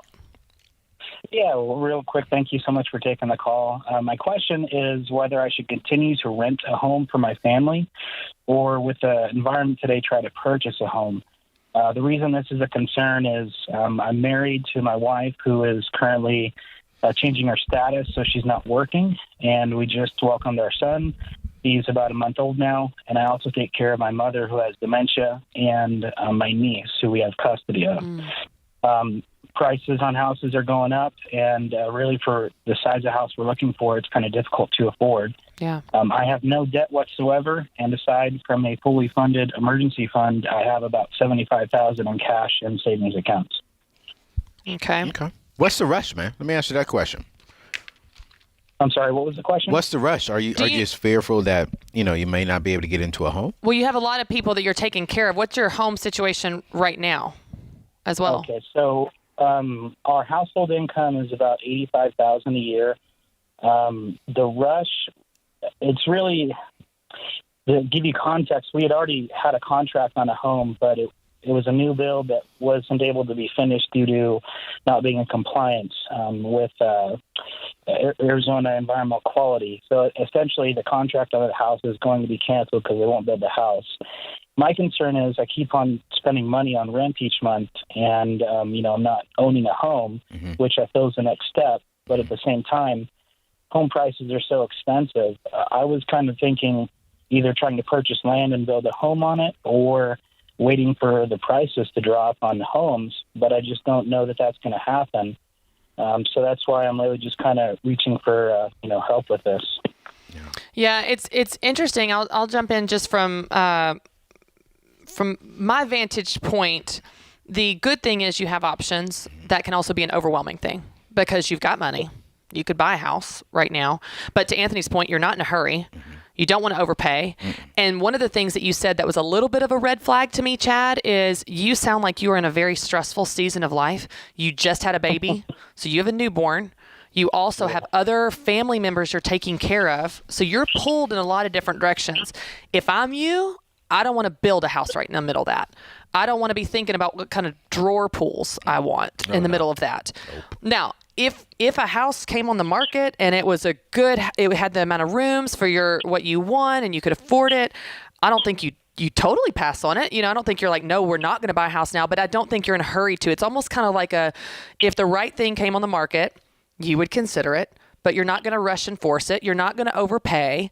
But you're also not going to look at renting as, I'm just throwing money away, because you're buying yourself time and options in this season of life when you have a lot going on right now. That's my gut. Anthony, you talk about this a lot from especially the financial standpoint. What would you say? No, you're hitting good. You're talking real good right now, Chrissy. Chad, I'm going to wait to 2022. Here's why. You just had a newborn. Your focus should be focusing on a newborn. Your focus should be helping your wife get up in the middle of the night and get this baby taken care of.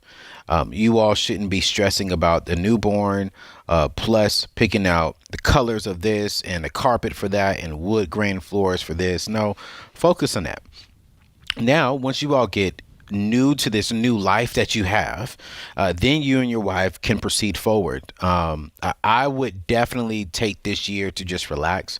I get it. You sound young like myself and like Christy. And so when we see like, man, I'm renting and I'm wasting money and I don't have a mortgage, I was there. I can't speak for Christy, but I was there. Like, man, I'm young. I make good money. I should go buy a house. But you can buy a house at the wrong time. And it can hurt your future, man, moving forward. A lot of people are going out here and spending $20,000, $30,000 over asking price for a home right now, which is unwise. And so for me, the housing market will come down, bro. It will. It's not going to stay up this high forever, because if so, we all in trouble. I'm going to be real. And so from what I'm telling you is sit still, continue stacking this money, enjoy your new life. And then here's what I will add. like Chrissy said, if the only way I'm buying a house this year is if a house comes on the market and it is a crazy deal, it is exactly what me and my wife want, and there's no stress. It's already built. We can put our down payment on it and get into the house. That's the only way. But I'm talking about it's below asking price. Is great. It's a great deal. But right now, man, enjoy your new family. Enjoy this season that God is out. I mean, you have a newborn. Enjoy that.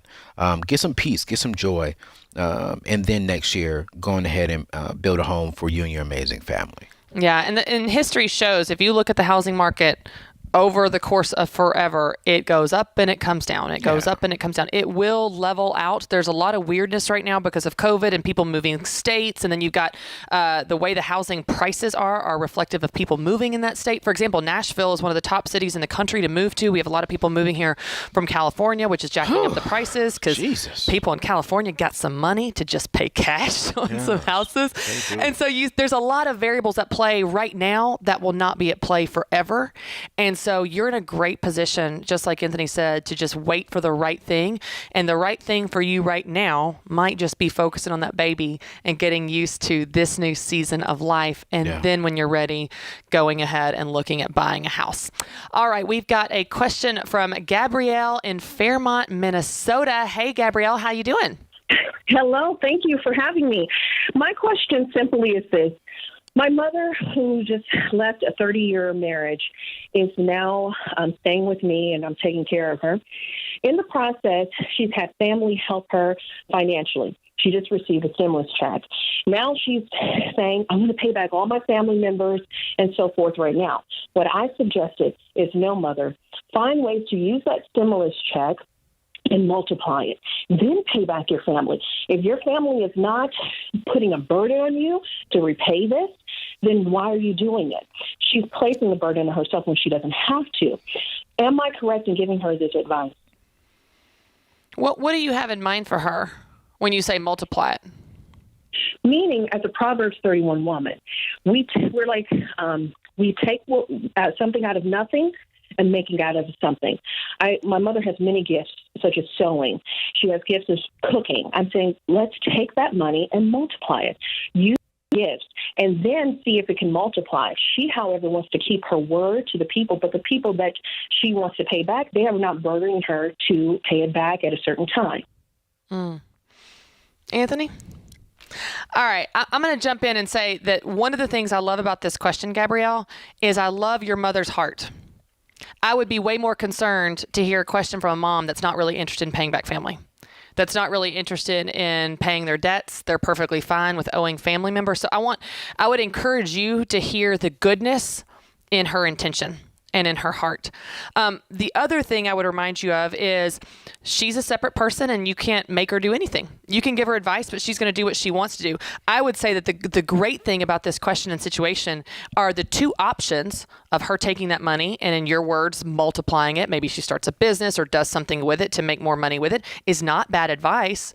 It's also not the only good advice. For her to pay those families' debts is also a good option. So we really have two good options here. That's the way I see it, Anthony. We have two good options. It's not like a bad one and a good one. Now, I love helping women start side businesses and small businesses. I am with you. I love helping people make money doing what they love. That's what I do through Business Boutique, through the event, and through my book. I would also say that starting a business is not for everyone. And so if she wants to put that stimulus money to family, that's an okay thing. It's her money, and she can do what she wants to. Anthony? I'm so glad the segment came to an end. It's at the end of the day, it's her money and her life, and she can do what she wants. But you can absolutely give her that advice if you want to. There's nothing wrong with that at all. But I would just encourage you to see the good in her intentions, it seems like, to pay this family back as well. This is The Ramsey Show.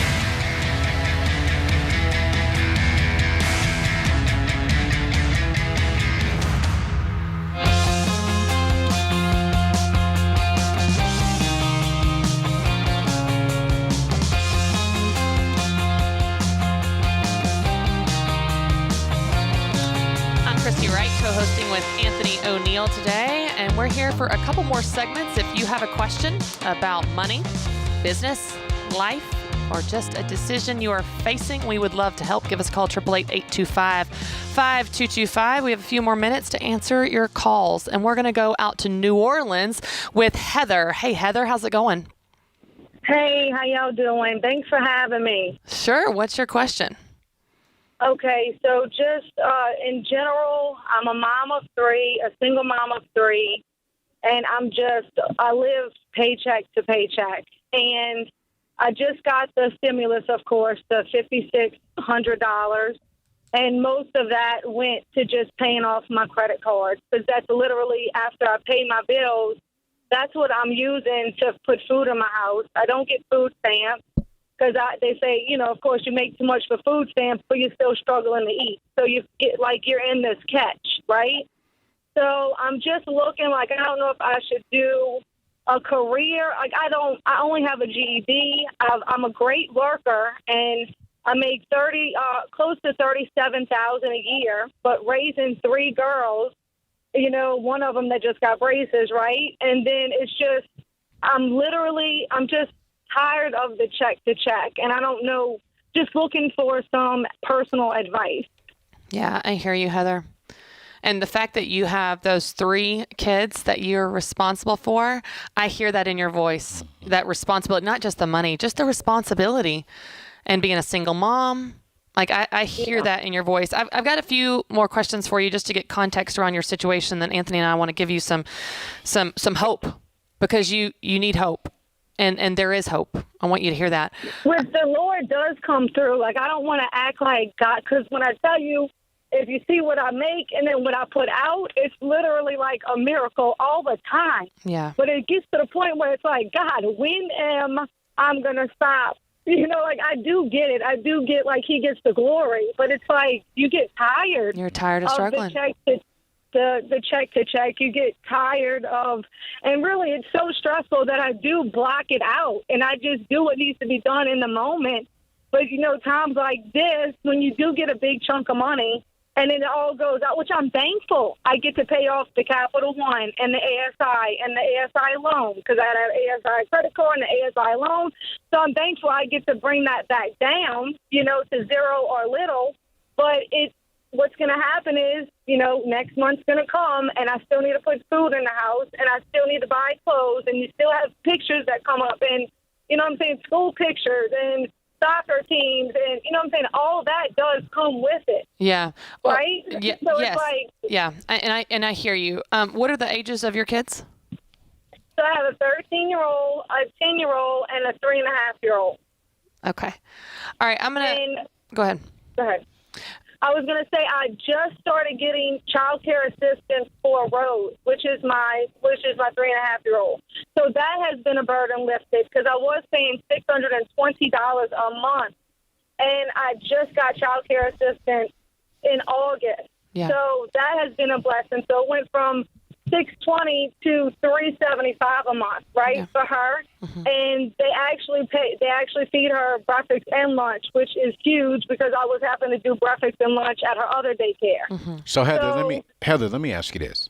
Let's start from the very beginning, because I'm with Christy. I hear the passion in your voice. I hear I'm tired. I hear, what do I do?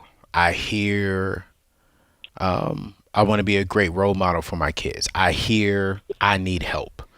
I hear, I'm grateful for all the financial opportunities and the blessings God has given me. I hear it in your voice. Yeah. And so I want to say, we hear you. Now, let's step aside and let's talk about some practical things that we can do to help you. The very first thing that I hear you saying, that I hear you not saying, that I hear you saying, you see what I'm saying? I can almost guarantee you that you do not budget, that you do not spend. No. Yeah. So when I do, I get stressed out because it doesn't make Heather, sense. hold on, Heather. God. Heather, I hear you. Let's walk you through because we only have about 3 to 4 minutes. Okay. And I want to make sure that we give you some practical stuff because I hear you. I already know what you're thinking. I'm already flowing with you. I know how this goes down. I mean, I have family members just like you in my family. The very first thing is, Heather, is you cannot rack up more debt thinking you're going to get out of debt. You need to stop swiping your credit cards. You need to stop taking out loans. If you want to change the situation, you have to stop borrowing more money. That's the very first thing. And the tool to do that is the budget. I want to call it like right now. What I heard you say, Heather, is you have to use the credit card to put food on the table because you took the money you had and put it towards the credit card. Listen, a budget will solve that problem when you begin to look at how much money you have, where it's going to go. You allocate for your 4 walls, and food is one of your 4 walls before those credit card payments. Right. You make sure food is taken care of. Then we pay the credit card companies in order of priority, and you make sure food is taken care of, and you're still working on your debts, and continuing to swipe the card is not a part of that plan. Sorry, go ahead, Ayo. I want to jump in on how that makes it possible. That was good. And then also you gotta be okay with saying no, and saying no to yourself and saying no to your kids. Okay. Yeah. Pictures? No. I thought the same thing. I mean, pictures? Soccer? No, I'm sorry. Soccer? No. I got to jump in on this one too. Listen, I will tell you. No, listen, Heather, listen to me. Listen, Heather. Heather, my mom was a single mom. Mm-hmm. She never told me no. Now, this is not a secret, me gossiping about her. She knows that she never told me no because there was something in her that wanted to compensate for the fact that she was doing this by herself during those years of my life when she was doing it by herself. Your kids are not going to make it in life despite the struggle because you insulate them from any hard times and you give them everything they want, soccers and all this thing. They're going to make it because of the struggle. When you invite them into the struggle with you and say, hey, we as a team are going to rally and we're going to make some short-term sacrifices to get out of survival mode for long-term reward, and you bring them into this team picture, that is going to shape their character more than soccer or pictures will. So I just want to say you're not harming your kids by withholding some of these unnecessary things that are making you sink. Ayo, go ahead. Sorry, just want to jump in. I have seen that firsthand. Yeah, we're tag teaming here. This is good. I mean, because here's the truth, Heather. And we're about to come up on a break, so we can't spend too much time here because I just want to give you some practical stuff. Stop borrowing money, number 1. Number 2, get on a plan, get on a budget for your money. And the key thing here is when you do your budget, you need to list everything. And when you go back through the budget, I need you to identify where can you cut certain things out of. Now, yes, $37,000 is not a lot of money, which I'm going to number 3. You need to connect with our career coach here, our career expert, Ken Coleman. He's going to show you how to get your shovel, which is your income, up. Okay. He's going to show you how to write the right resume, because just because you have a GED doesn't mean you have to stay in the GED category. I know several people who have GEDs and they've become very prestigious, very high-end earners, individuals. So number 1, get on the budget. That's number 1 is stop borrowing money. Number 2 is get on a clear budget, see where you can cut. All right. If you got Netflix and Disney Plus, cut out Netflix, rock over to Disney Plus for your kids. All right. Then number 3, Monday through Friday, you need to be listening to Ken Coleman on Sirius XM or go to KenColemanShow.com, and you need to call into his show maybe on Monday. He's out of town this week on vacation with his family. But on Monday, ask him, hey, what can I do? I'm tired of this. I need a better job. I need some more income. What can you do? Do that.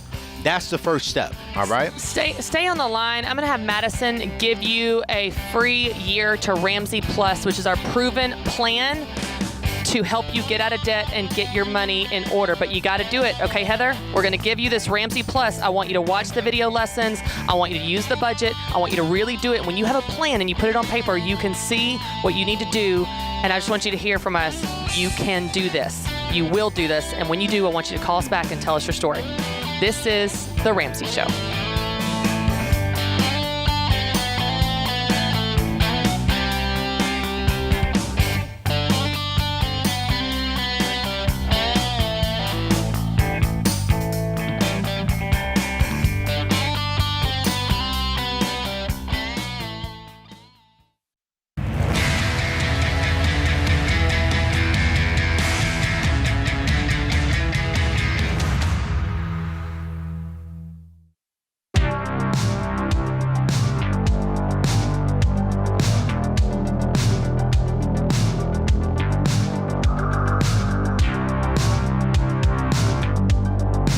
I'm Christy Wright, joined by Anthony O'Neill. We're taking your calls about life, money, and business here for just one more segment.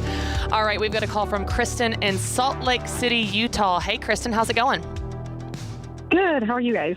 Good. What's your question for us? Thank you so much for taking my call. I have a lot of information, so I'm just going to jump right in. Great. My husband and I were in the middle of baby step 2. We had about $20,000 of debt. We're down to about $6,000.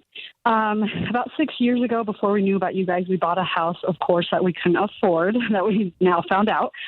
My husband is finishing up his bachelor's degree, and then he will be applying for PA school or physician's assistant schooling. We decided to move in with my mom, and we've been renting from her to save money to be paying off debt. We've rented out our home, and that lease is coming up at the end of July this year. So we've kind of thought about selling our home to be able to cash flow his PA schooling, because PA school, we're hoping he gets here in state, so it's, cheaper tuition, but it can go anywhere from $80,000 to $200,000. Just for PA school, plus he's not allowed to work during that 28 months of the program. They don't allow him to.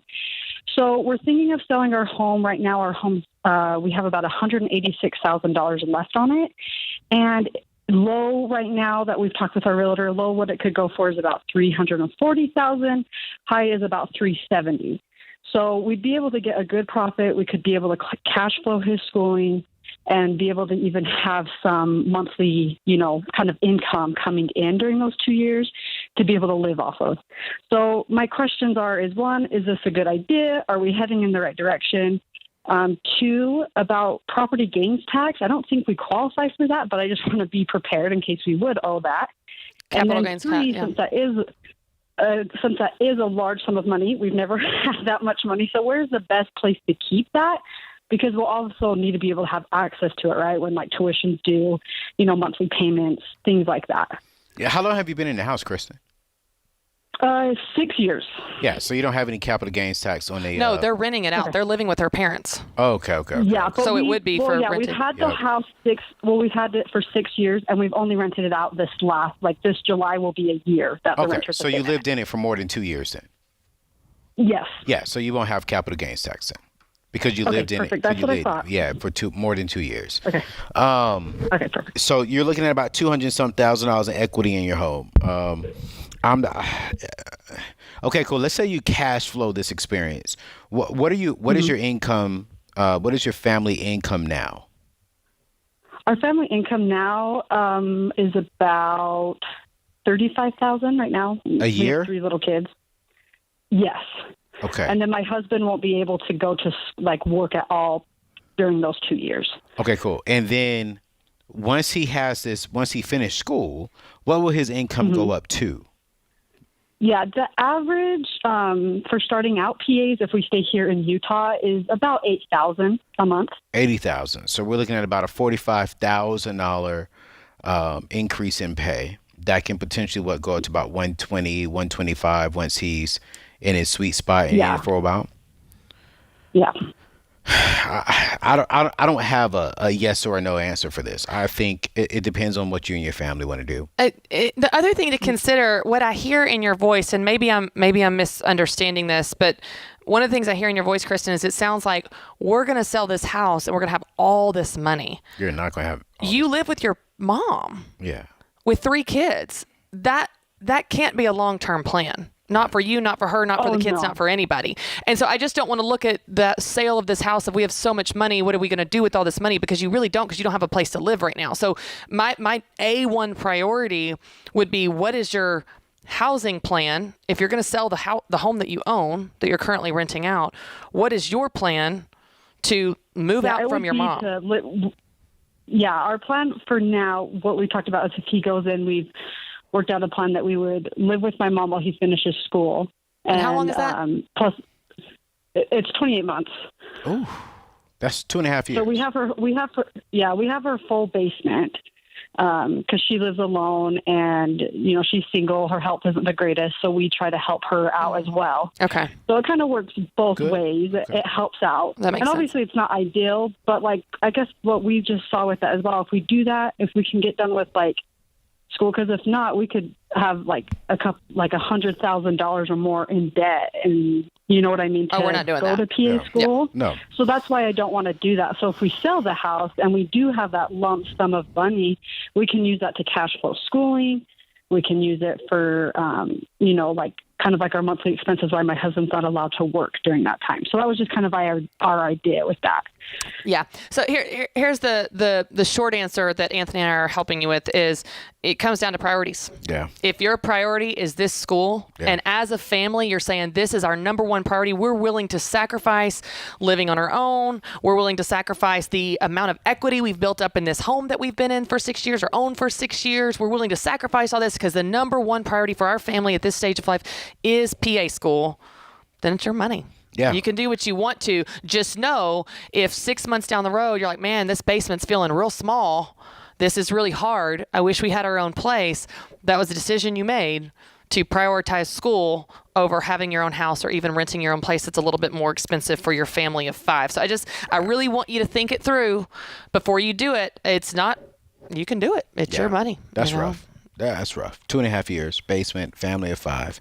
That's the only thing that I'm just a little fearful. Well, and it's hard. The thing that I think people need to keep in mind is we're always going to have our personal values as a filter. And for me, and I try to always remind people of this, this is my personal opinion, but I value independence so much that there is almost nothing that could get me to go live with my mom. Right. Because I want my own independence.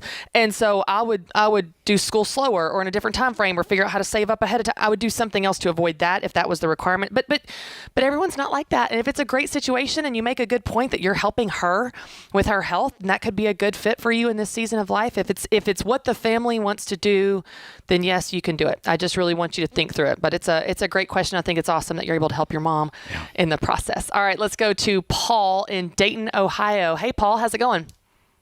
Hi, thank you for taking my call. Yeah, what's your question? Little background before my question, real quick. I'm 40 years old. Household income is $50,000.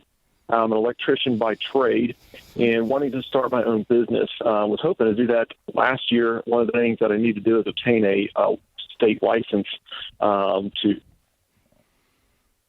love my job, but one of the things we got going on this year is we've got a new baby coming. We've got a 2-year-old already.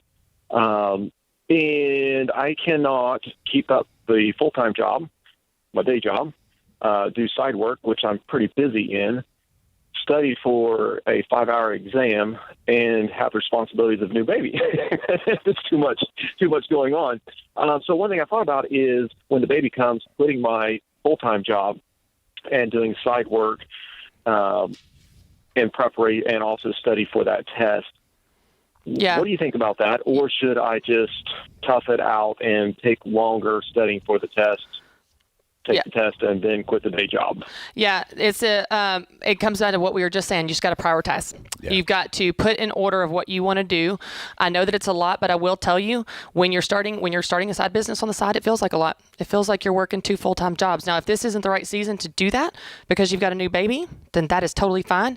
You adjust to being a new dad. That's so exciting. And then say, okay, in 3-6 months when the baby's sleeping a little bit more, I'm a little more rested, I can think and study, then you're willing to take on that workload. Great question. I want to give you guys the scripture of the day, Galatians 6:9. Let us not be weary in doing good, for at the proper time we'll reap a harvest if we do not give up.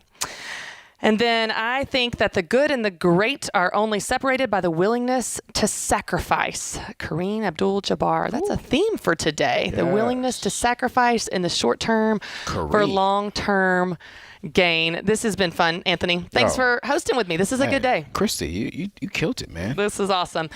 I want to thank our producer, James Childs, associate producer, Kelly Daniel, and you, America, for hanging out with me and Anthony. This is The Ramsey Show.